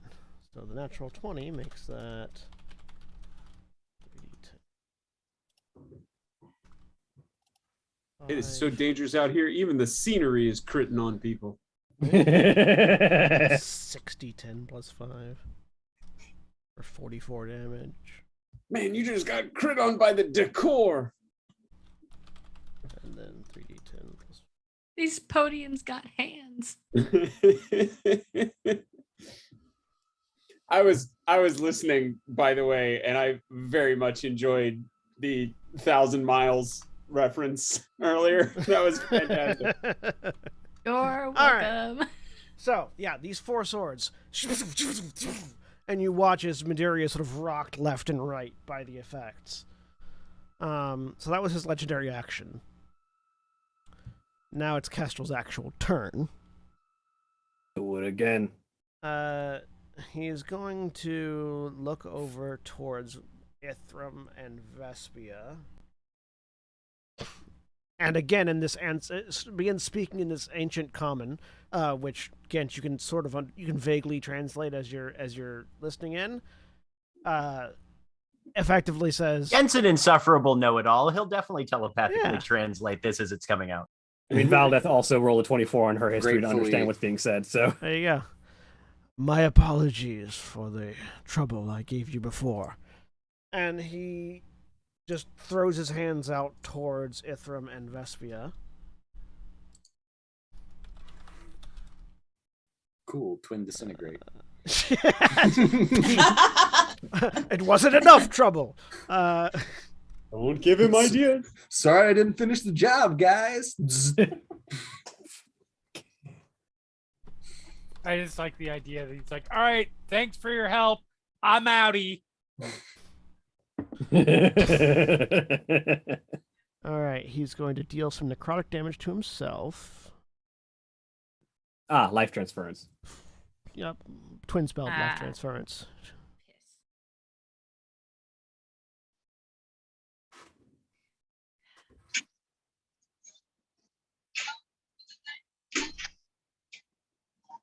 Life transference is a good spell for wizards because the damage they take, they heal twice that. So he takes, or in the case of twin spell, 4 times that. He takes 30 necrotic damage, and then heals both Ithram and Vespia for 60. As you watch as he sort of like this dark aura envelops him and then swirls around his hands. And as he sort of seems to get weaker, he launches it. And as it passes through the air of this domain, the purple and pink sort of aura that suffuses the area, suffuses the beams of energy. And as they strike you, you both feel rejuvenated as your health returns. The spectral swords are not going to attack because they're large enough that they require his action to actually attack. But they are menacing right now and sort of keeping Madeira in one place. Menacing. Titania. Just Okay. the JoJo scrolling kanji, just menacing. Yeah. All right. I'm going to go forward right here. Annabella, it's not your time. And I'm going to attack twice with my scythe. I will remind you that temporary hit points can be applied to someone who's unconscious, but do not wake them up. Okay. All right. That seems weird. They're not actual health. It's like an overshield. Okay. You put a shield on someone doesn't mean it sparks their heart. Exactly. Okay. I'm going to do healing word at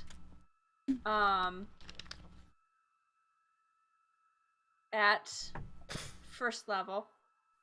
So you get 1d4 plus 5. 8 hit points. Sweet. Thank you. Yep. And then I'm going to swing into this thing twice. A 32. 32 hits. 12 slashing, 14 necrotic. I get a It is d6 immune to necrotic damage. Okay. 16 total. 12 slashing for lightning. I'm going to do another one. Which also means, obviously, that you don't get to pass the health around. Yeah. Yep. But 10 slashing, 6 lightning. But it is taking the slashing and lightning damage, so. Cool. That's good. That's my turn. All right. At the end of your turn, Madeira is going to turn to try to blast Kestrel. Actually, he's going to blast one of the swords because those are both painful and also a sore spot. You watch as this eldritch energy gathers at one of the tendrils and just targets one of the swords. With a natural 20. Wow, why are you nat 20 too? Please stop. So let's see. Let me look at that spell again real quick. So Is that a spell that someone else here can counterspell? No, it's an attack. Okay. Yes, that just blasts one of the swords apart. That's the frustrating thing about their current approach for new monsters is none of the monsters actually cast spells anymore. They just do things that are spell like. Yeah. Mediri Yeah. doesn't have any spells himself. Kestrel's the spellcaster of the two. Okay. All right. So that was the end of your turn, Titania, I believe. Yes. Because your healing word then struck twice. Gent. Uh-huh. Gent is going to spin the chamber on the Emperor's Virtue, aim at Mediri with a Maleficence round. Does a 32 hit him? What spell level's your Maleficence round again? It's just a first level spell. Okay, cool. Yeah. Yes, a 32 hits. All right. He takes another 2d6 force damage after the 10 piercing. So that's another 7 force damage. And next time he makes a saving throw, he's at disadvantage. All right.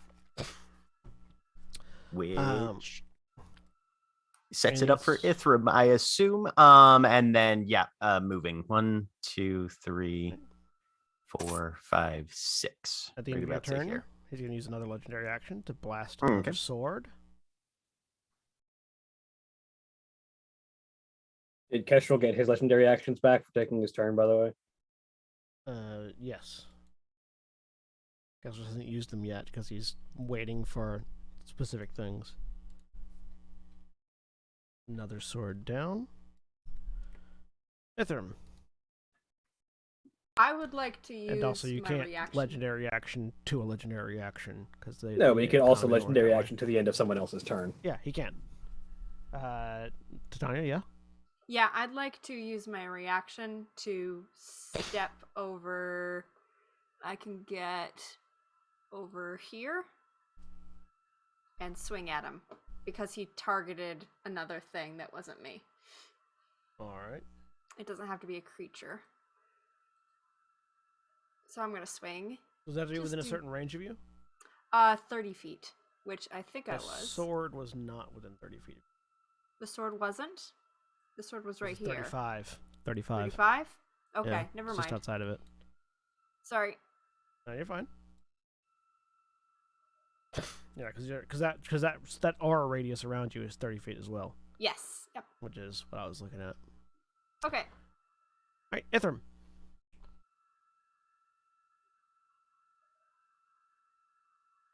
If you're saying anything, we can't hear you.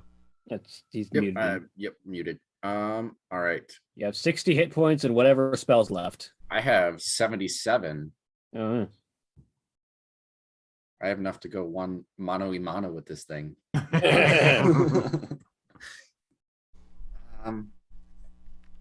Okay. So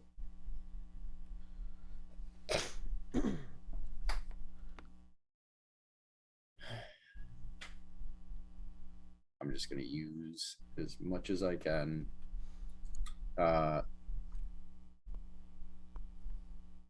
So I'm going to cast. First time I've cast it. See how well it does. Volar's Arcane Bombardment. All right. Hell yeah. What does that do? At 8th level, I'll throw it into. Whoops. That was supposed to go into chat. So at 8th level, it's gonna be 7 points. I will say, 7. dark mode does make it impossible to read the text on any magic item handout. Oh, I can read it fine. Magic items, not the spell. Magic items. Oh, Not magic the item. spell. Okay. Oh yeah, because they're all still texted black. Jeez. Yep. You have to highlight them or like edit them to change the text color. So haven't fixed that part yet. If it's I'm basically gonna try to just absolutely cover this thing with a magical artillery bombardment. And Bombardment.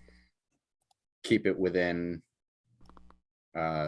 just gonna spread it from the top, middle, and base of it. So you're going to bombard it from tip to base. I knew as soon as I said it, that's where you'd go, but I don't know why I didn't stop. And it's going to be, lightning. So red lightning bolts slamming down on it. All right, make dexterity save. It needs to make 7 dexterity saves. What level are you casting it at? 8th. Nice. First one's a disadvantage.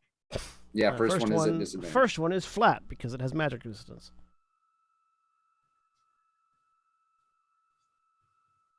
Fortunately, not good at dex saves because big.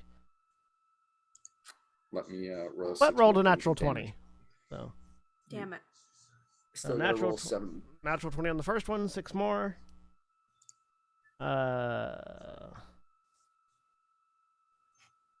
17. The 12? big ear buff doesn't apply to spells, so Correct. Yep. 10, 17, 12, 10. Natural 20. Natural 20. 15. So your DC is 19, which means he only saved on 3 of them. All right. So that's a total of 1 second.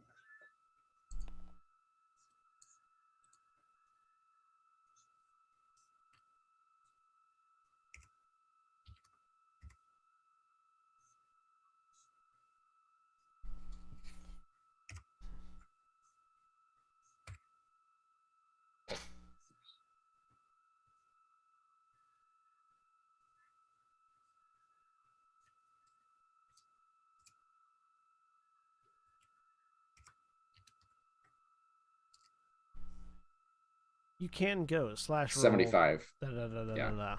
Yeah, no, it's 75 points of damage, half of which is lightning, half of which is force. Is that including the ones that he takes half damage from, or no? So you say which 3? He's the first and the last 2 are the 3 First that he and the last saved. 2. So he takes 1 point of force damage, 2 points of force damage from the last 2, 2 points of force damage from the first one.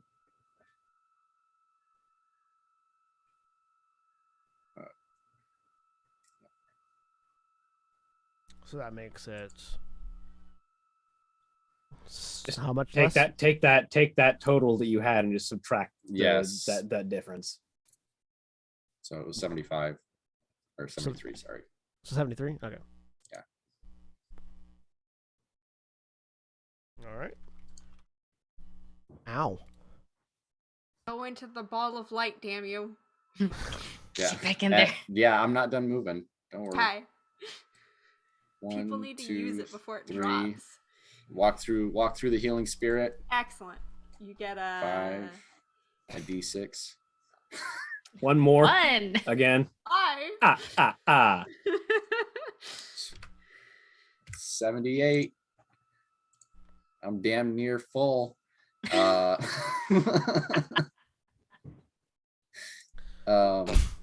was my action.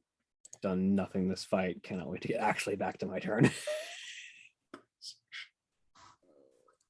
And yeah, that's all I can do. I don't have a bonus action.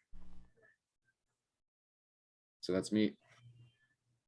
I'm gonna stay right here. At the end of your turn, Kestrel's going to take a legendary action, 2 legendary actions to cast a spell. He holds his hands out, brings them together, and as he does, a small point of dark light appears between his palms as he twists and throws it, and this little bitty speck of brilliantly dark light just floats up to above Madiri's head and then expands, looking almost like a supernova of black flame as this small dark star appears above Madiri.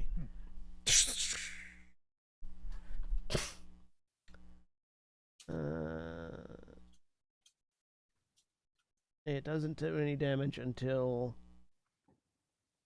a first time. Interesting spell is fairly on a first time of turn. So no, it takes damage here. So Madiri has to make a Constitution saving throw. That has advantage on it, of course.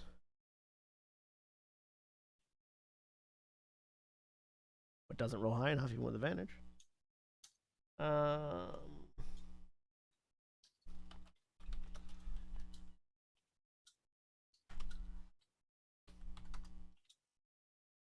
It takes 42 points of force damage. As you watch as bits and pieces of the spirit's form are sucked off of it, as little small aspects of it are ripped off and absorbed into this dark star above it.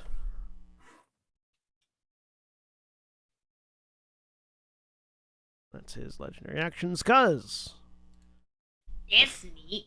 I am beneath this demigod. You're also beneath the ground, but yeah.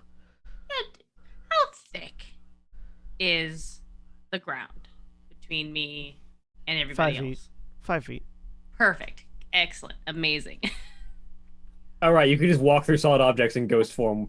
Yeah, I do have to break one of my soul tokens, but I can do that as a bonus action. I'm pretty sure. Let me double check. I've read it like 4 times. Ghost walk. Bonus action. Yep. So yeah, Skuzz smashes a soul token, goes ghost, and just floats on up because he has 10 feet hover. 10 feet hover speed. So now you are amongst the tendrils. I'm amongst the tendrils. I'm getting out of the tendrils. he plants his feet, and he's gonna use the rest of his movement to go there. Grumman is also still down Still below, yeah. right? Yeah. Could I flank with the sword? Yeah. I can flank with the sword? Yeah. While it's animated, it is a creature. It is a creature. It is Fuck considered yeah. a creature, and it is a threat. This is the best game. I get advantage. I'm so excited. You can flank with the sword. I can flank with the sword. I'm also going to go ahead and use a Green Flame Blade with this attack. Let's do advantage. You can flank if you want to. I am flanking. Does not hit. Leave your swords behind.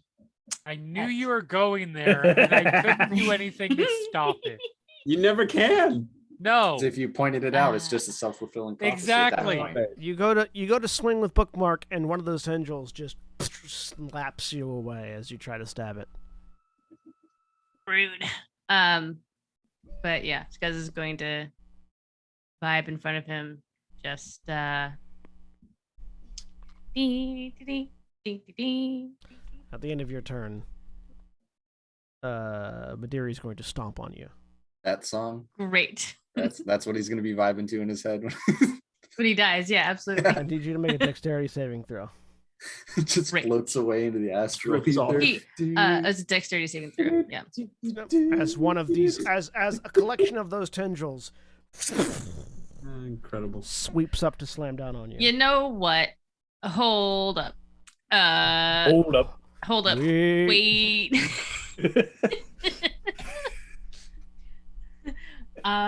For funsies, I'm going to John and I use went to the my exact same last- place, and I love it. My last lucky point to do that again. Almost All like right. her brothers. Nope. Man. An Every- 18 this is is the destined. third- This is the third time I've rolled these lucky points. mind gotten you, the same they've result. Always gotten the same result. Also, your last 4d20s, nothing above a 6. No, yeah. Would you like to use Uncanny Dodge? Yes, I would like to use a cantrip. It's not going to do anything. So And I'm it still is a going to be go evasion? unconscious. I mean, it depends on how much damage evasion, it would be is. It could evasion. avoid. Yeah, if things it's a to death. save, it's evasion. Yeah. Oh yeah, it's a So save. then you didn't do take half. anything. See, well, no, you do take half damage because that's a failure. So. Okay, good. Yeah, I'd still take half damage. Wait till we hear it's like with, wait, it being wait, halved, wait. it's like 70. I have a DM inspiration. Can I use that? Yeah, you absolutely can. Hell yeah. I look forward to the 4. Yeah, a third 18. Shush, 30. shush. No, it's gonna be better. It's gonna be better. It's worse. No. It's a 2. Nikki! I'm just saying, Nikki, if I were you, I Magnificent. would blame William because William's the one that said it. Nikki! No, it's Jeremy my said a 4. dice curse, Oh my god. not yours. Everyone else has taken yours. Get off my gimmick. What is it with you people this week? The roll 20 is like this goblin. We are trying to kill. This goblin's been sitting at 4 hit points for 3 games. We need to kill him now. First, Holly was taking all my bad rolls yesterday. God, that's so funny. So, fortunately, it can't do enough damage to you to kill you instantly. What? With a stomp? With a gargantuan stomp? It does do 50 points of bludgeoning damage to you, halved by your evasion. Okay. 25. Yeah. Son of a bitch, John, are you trying to kill us? Like, what the fuck, dude? Yes! I think he is. Yeah. I What think part of the kid gloves come off did you do not understand? Okay, time out. When did you say that? Because I At the feel start like of I the missed that campaign, at memo. the start of the season, yeah. Oh, okay. Yeah, I This is the- totally. This is the end times. The kid gloves come off was basically the premise at the start of the season. Is That's Scud called still the final still phase. up? No. There I mean, is honestly, that's fair. there is a scuzz-shaped indention in the ground underneath some of the tendrils. And as the tendrils come back, one of them wraps around Scuzz's unconscious form and brings him with them. I would like to use. Nope. Never mind. He's out of my range. Shoot. Yep. You are one step too far. Yeah. I will go ahead and say, I mean, I won't be able to save me, but I do have advantage on death saving throws. So Yeah. Don't worry. Oh, that's Tanya. right. Yeah. I remember Having that. been exactly where you are, Nikki, like verbatim in the first campaign, he'll kill Scuzz. Don't worry. Again, I'm just I've been telling you trying right to now, kill John. this stupid goblin for years now.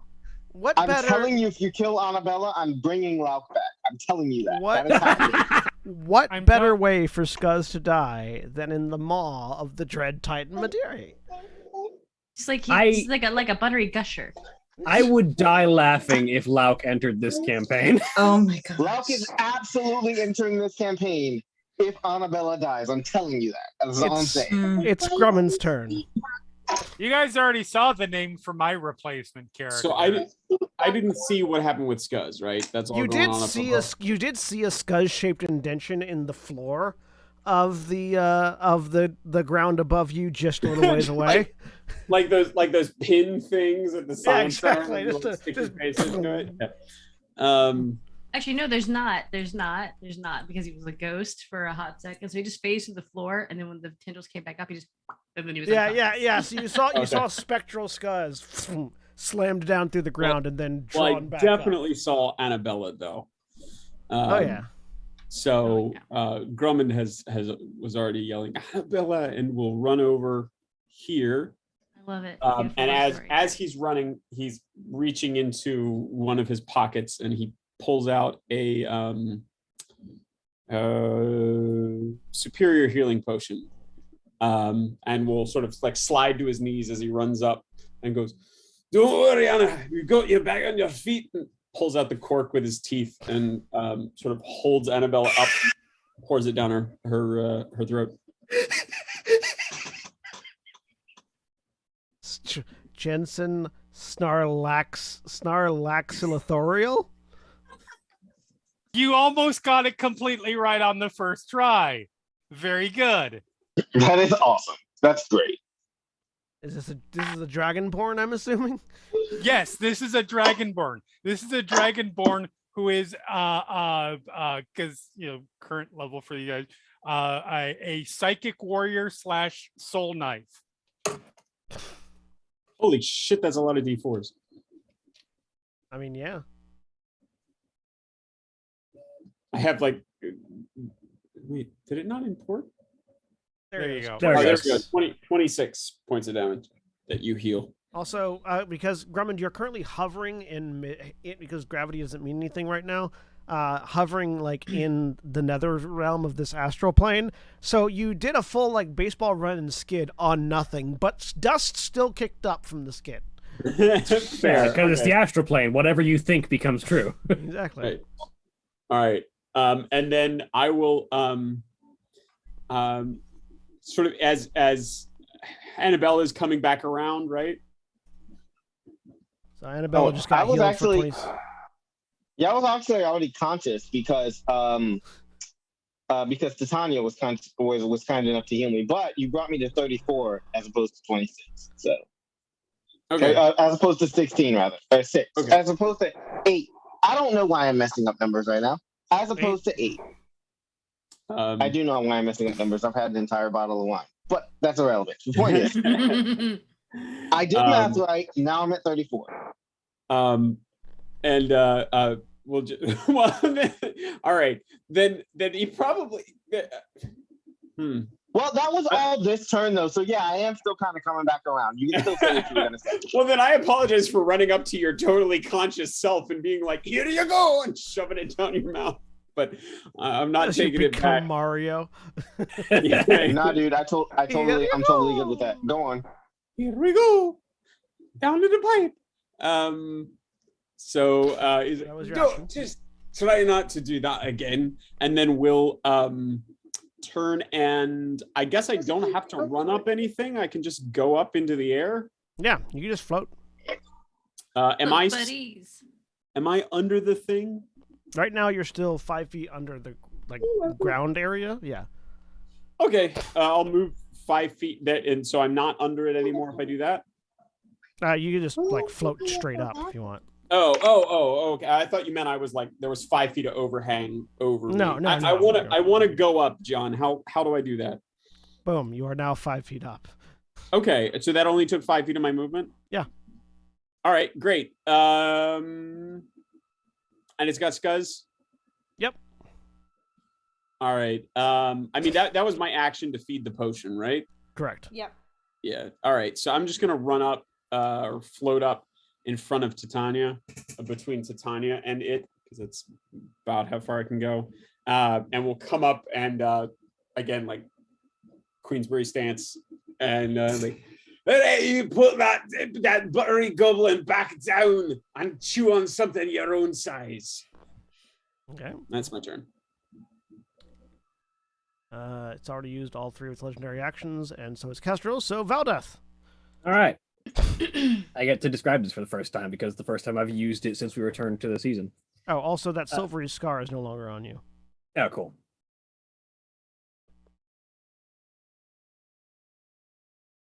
So Valdeth rises up out from behind the rocks, and anyone looking at her can see that her hair is sort of being blown back from her forehead in this sort of non-existent wind, as there is this sigil of a third eye on her forehead as she activated the third eye at the end of her last turn, but no one was around to see it.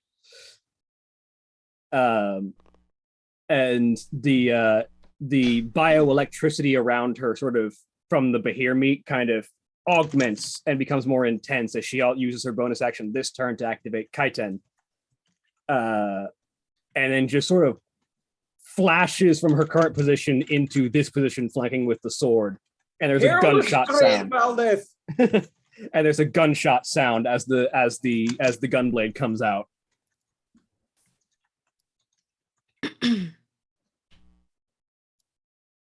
For a natural 20. If you're gonna a natural 20 at any point at the beginning of your Kaiten, it's a pretty good place to do it. This is the most anime ass scene I've ever seen, and I'm living for She's it. literally a high-level samurai. She is anime. Valdeth's just hit an Super Saiyan. That's what Third Eye does. And then Kaiten adds even more damage onto that, which is basically hitting out Super Saiyan 2. Grumman is just in the background watching like that gif of the guy like. I just want to do the but like with a gun sound, and then the monster just cuts in half. And then I need to roll 2d10 more for the gunblade. So hang on. I add Eldritch Maul and there's that resistance there. So okay, 1 damage off from the Eldritch Maul. Okay, good to know. So that is, I'm just gonna add those numbers. Does it take 61. radiant damage? Yes, it takes radiant damage. Okay, so 61 total damage from that first attack. Ow. Sounds like someone just hurt Owen Wilson. Radiant explosion. Ow. And second swing. Ow. 29 to hit. 29 hits. For 34 torture damage. Jeremy. All right. These are some of the worst fucking Owen Wilson impressions I've ever heard, and I love it. Like legitimately. Yeah, there's like she sort of rises up with that sort of like bioelectricity crackling around her, and then just in a flash, just appears next to the body of the Titan ghost, and just these 2 massive cross slashes just appear on its torso. You orema this nani. Everyone Everyone that can see Madiri, make a medicine check for me. What if I'm in its tentacle? You can't see, you're unconscious. It? I'm sort of at the edge where I'm still above, right? Does that include you're me, below, so considering? you're just out of sight? Yeah, because you were right at the edge and dropped down. Oh, right. Okay, so you don't actually have visual on Madiri where you're at, which also means Madiri doesn't have visual on you. Can I see him? Yeah, you can see him. I was gonna say, if this motherfucker could see me and knock me the fuck out, and I can't see him, we're gonna have a whole ass problem. You have to be if you're under the ground, you have to be 1 step away from the edge to see him. Gotcha. Whereas that's why Morgan can't see, because Morgan's right at the edge. So Okay. Right. And what was the check again? I missed medicine. Medicine.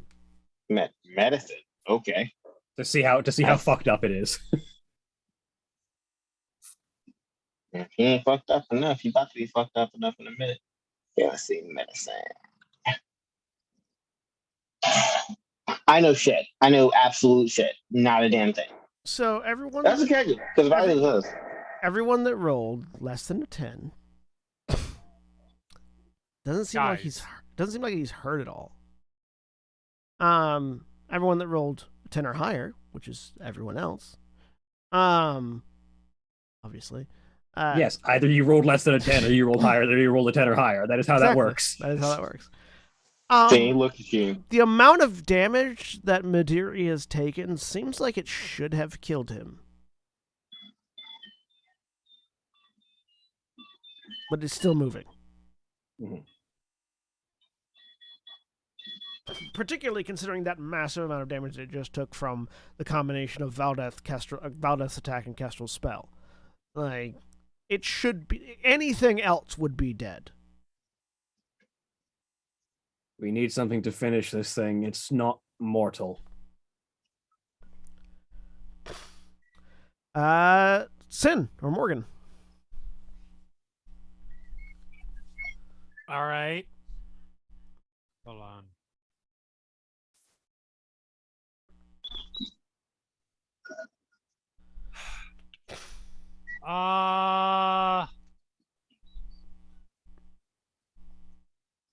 I will. I mean, maybe. Mechanically, Madiri is currently sitting at negative 50 hit points and is still fine.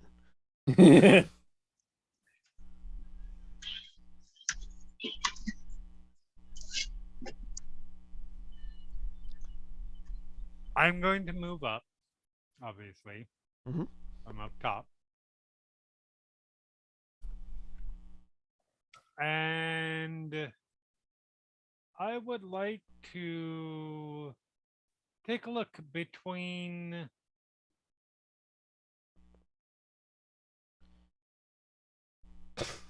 I would like to take a look between Madeira and Kestrel.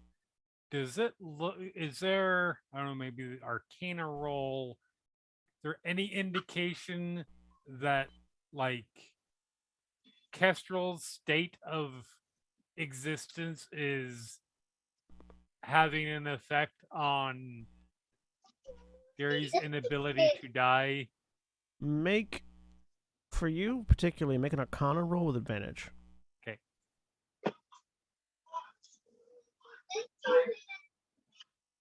Yeah, That's not perfectly average, good. which is a high roll for Jeremy. True. The internet's doing too much. Anything you want to add to that, or just keep it? I think that's all I've got. I don't have any inspiration right now. I am pretty much out of spells at the moment, other than cantrips, and those aren't going to help me. With a 17, it's the other way around. Sing 2 is Madeira we can't is... get Sing 2 yet. When we can't, as soon as we can get Sing 2, we will. Oh, sorry. Camille's talking to someone else. I'm sorry. I didn't realize I wasn't muted. You're good. You're good. No, it's just threw me off. It seems to be the other way around. Madeira is immortal. Kestrel shouldn't be, but also shouldn't still be functioning. Right, exactly. It seems that Kestrel is still alive because Madeira is still alive, not the other way around. Okay. Whatever jail cell Kestrel made, it seems that they commingled to a point where Madeira's immortality bled into Kestrel, making effectively Madeira's existence making his prison eternal, because as long as he's alive, Kestrel can't die. But yeah, so it seems like it's that. It doesn't. You're pretty certain as you're looking and watching and sort of seeing how Kestrel is moving around. You're pretty certain Kestrel. You couldn't have killed Kestrel even if you had focused all your attacks on killing him, because Madeira is still alive.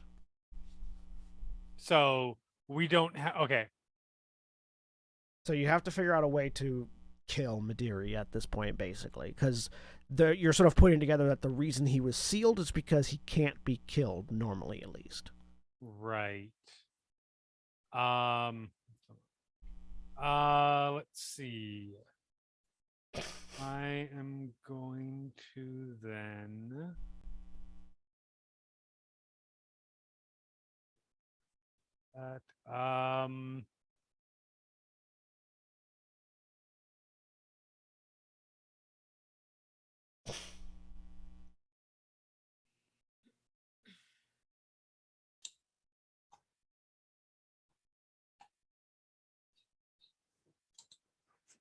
no, I don't think this will help too much, but we'll do it anyways, because I literally have nothing else to do unless I want to Eldritch Blast it for no reason.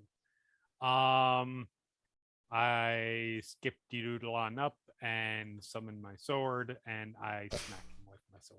Because, yep. Go ahead.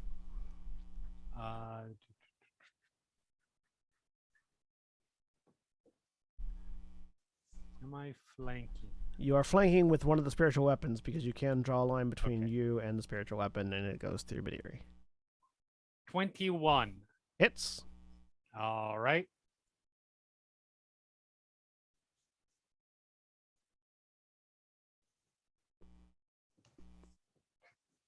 For 10 slashing and 4 radiant.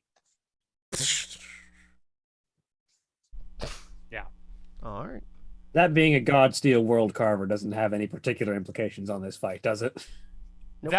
That was my hope, either that or that I critted, which then banished it to a demi-plane. Reasonable.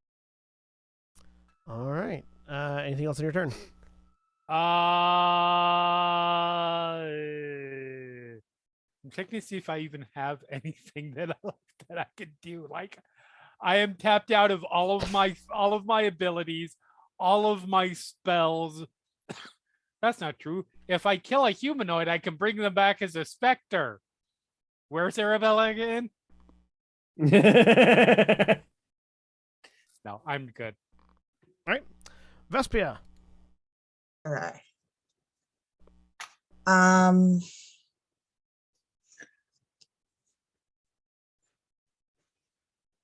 Is this thing up in the air, you said? No, it's on the okay. ground right now. It's just 25 feet Okay. tall. Gotcha. Okay.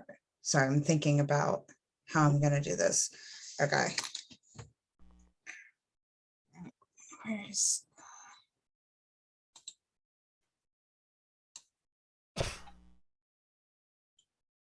Okay, so I can reach it this turn. Yes.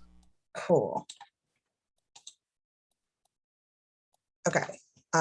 She's gonna drop Zephyr's feather. She is going to get into range with it.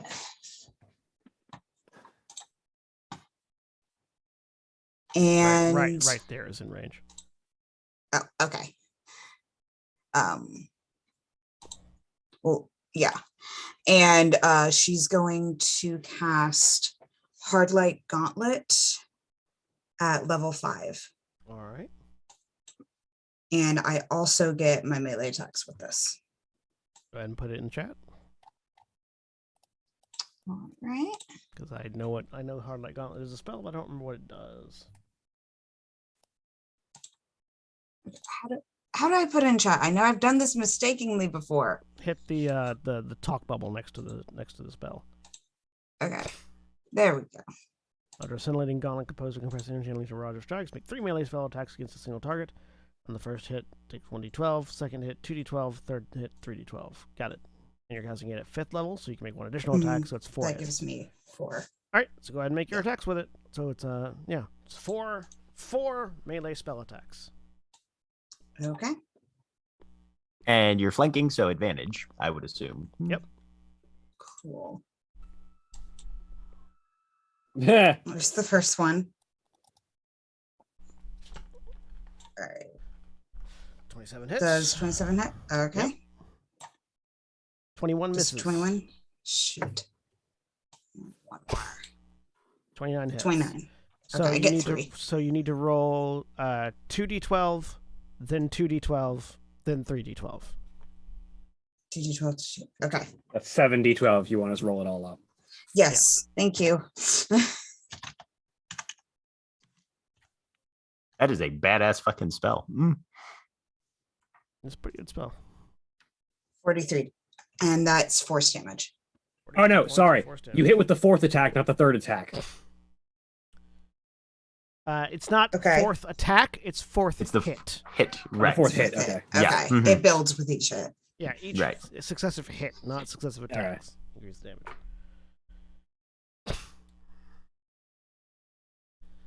All right. It's at negative 107 now.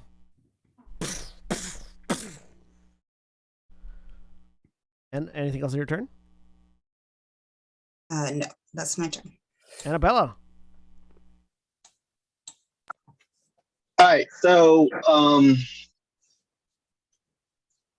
my child was distracting me when we were talking about exactly what this whole clearly undead thing means. Can you please reiterate that for me? What did you make on your medicine check? Because I don't think anybody's explained it yet. That's right. Yeah, I okay. So if nobody explained it, then I don't know anyway because I only need on my medicine check. As far as you can tell, Midori doesn't seem to be injured at all. Well, the one thing that Valdez said was that we need something extra to finish this thing. It's not mortal. That's right. Okay. All right. We need something extra to finish this thing. It's not mortal.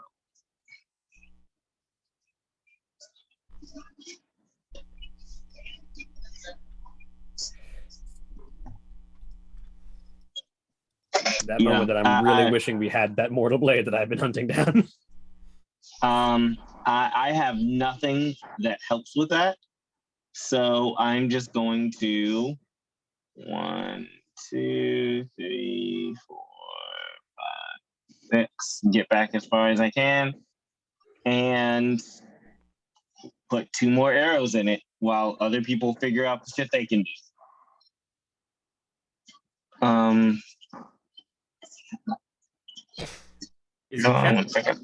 Is Kestrel still conscious?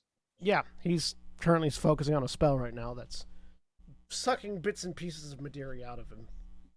Maybe if we grind it into a fine paste, it won't matter if it's immortal.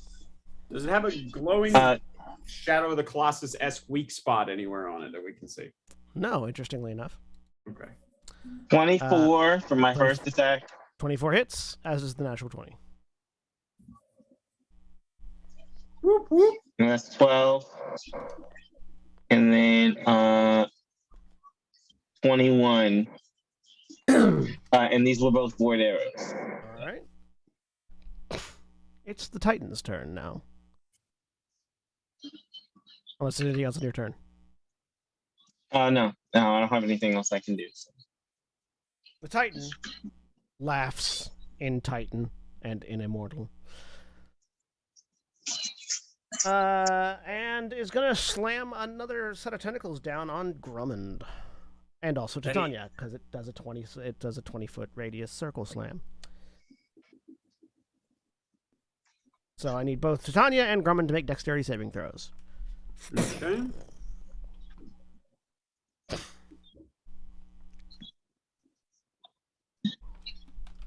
Oh dear. Yeah. I have inspiration, but I only have a +1. I don't think it's worth it. I mean, can I use mine for Titania? Like, can I shove Titania out of the way and take the damage that Titania would take?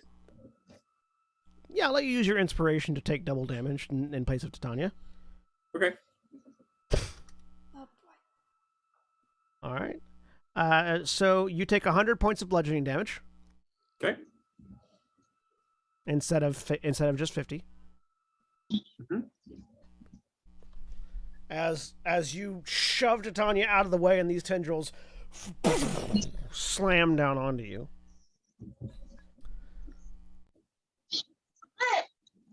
And then they scoop Grummond up and lift him up into the air too. Grummond, you are restrained. All right. I'm gonna make the biggest vat of calamari the universe has ever seen when I finish with you. You got screaming kids.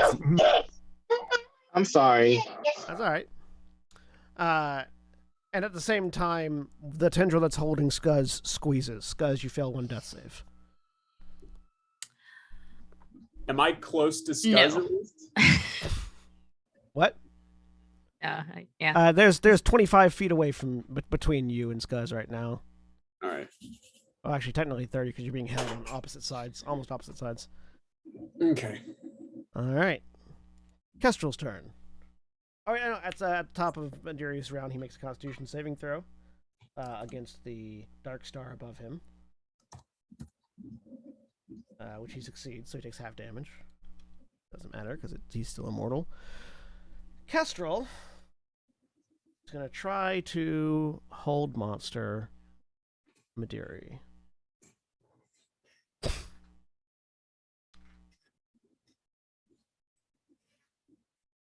So it is a...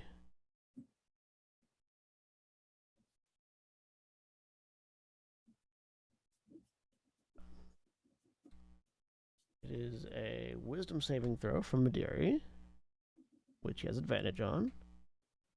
But he fails.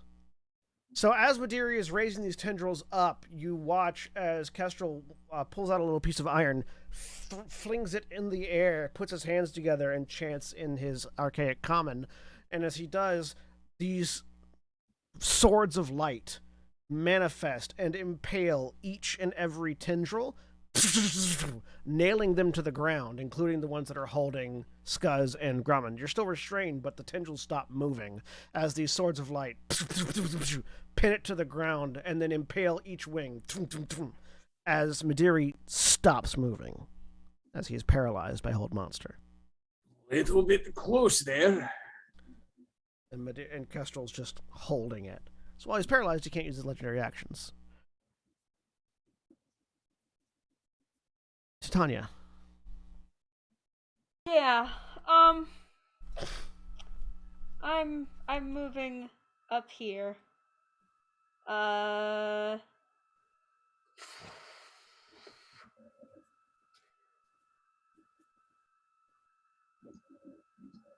I don't have any spells prepared that would help with this besides possibly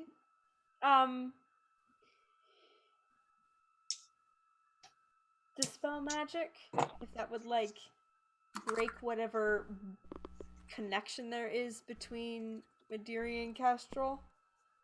The other thought I had, and I don't know how this would work or how you would want to rule this, John, but I do have the ghost lantern that has a spirit bound into it. Can I replace that with a Titan? Potentially. I have no idea. Does the ghost lantern also hold a demigod? No, I don't know what it holds. It's some spirit. I've never talked to Let me take a look at the ghost lantern real quick. Yeah, because a that's an restless interesting spirit thought. is trapped inside this lantern. Don't cross the streams.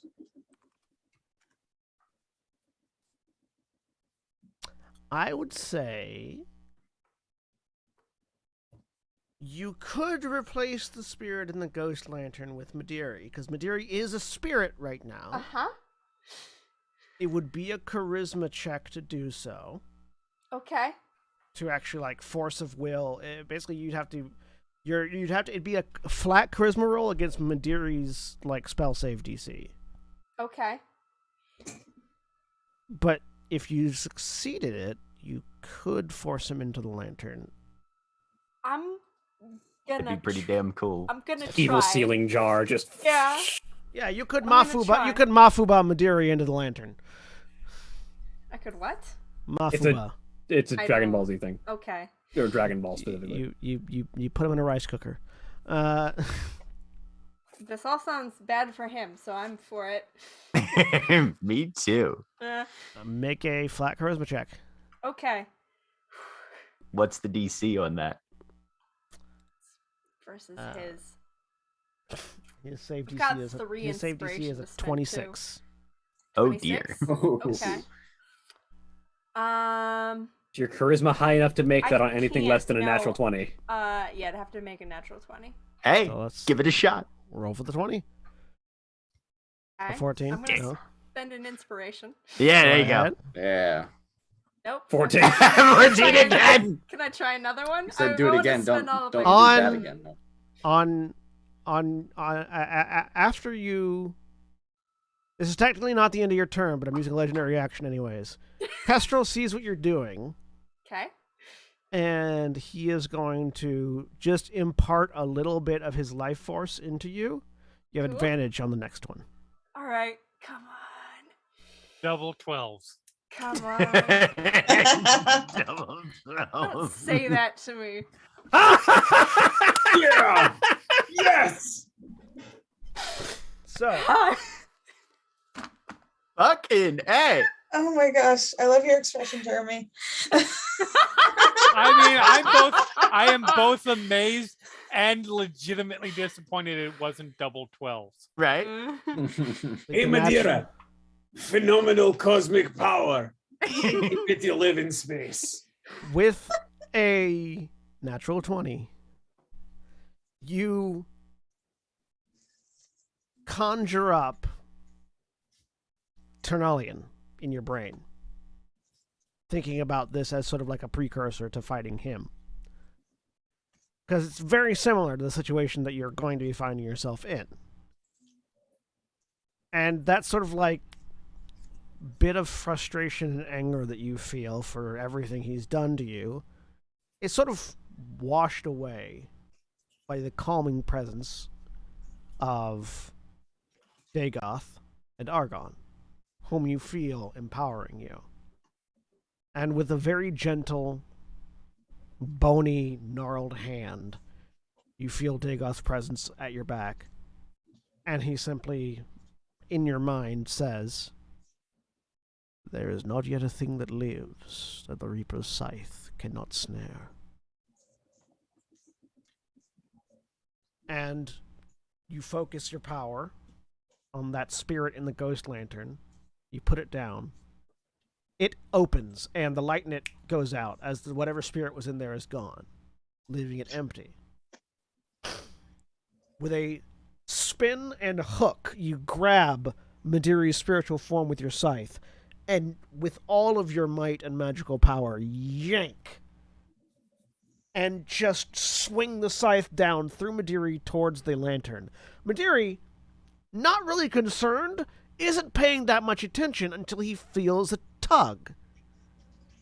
And he looks, and you've already shoved 3 of his tendrils into that lantern. And there is a moment of panic that is instantly recognizable on this sort of insectile face that all of you see as it realizes what has happened. And a desperate attempt to defy his fate scream erupts from Madiri as Skuzz hits the ground, Grumman hits the ground, Kestrel hits the ground. And this massive form is channeled into this lantern violently, at which point the lid closes, the latch shuts, and the shades drop. And as Madiri disappears, the purple and pink coalescence around you that is this astral prison, as the massive animate swords fall, collapsing to their inanimate states, begins to collapse around you. And in almost the same speed that Madiri's form finally disappeared into the lantern, all of you take 700 damage. Take 50,000 million damage. No. All of you find yourselves... I evade. Counterspell. Shut up and let him talk. Back. Whoops, hang on. As I try to put you in your relative positions and fuck it all up. Hang on. Let's try this again. Oh, we showed up and we saw our earlier selves and we're like, hey, just hold on a second. Wait. Take a long rest first. Yeah. Back in your relative positions at the destroyed temple.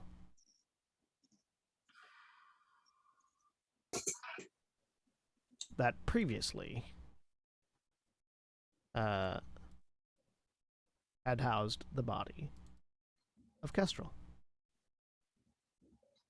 And you watch as Kestrel's form rises back to his feet. And you're all in the wrong spots, but I don't care right now. Rises back to his feet. Looks at the group of you. Raises that animate spell sword and salute. And dissolves.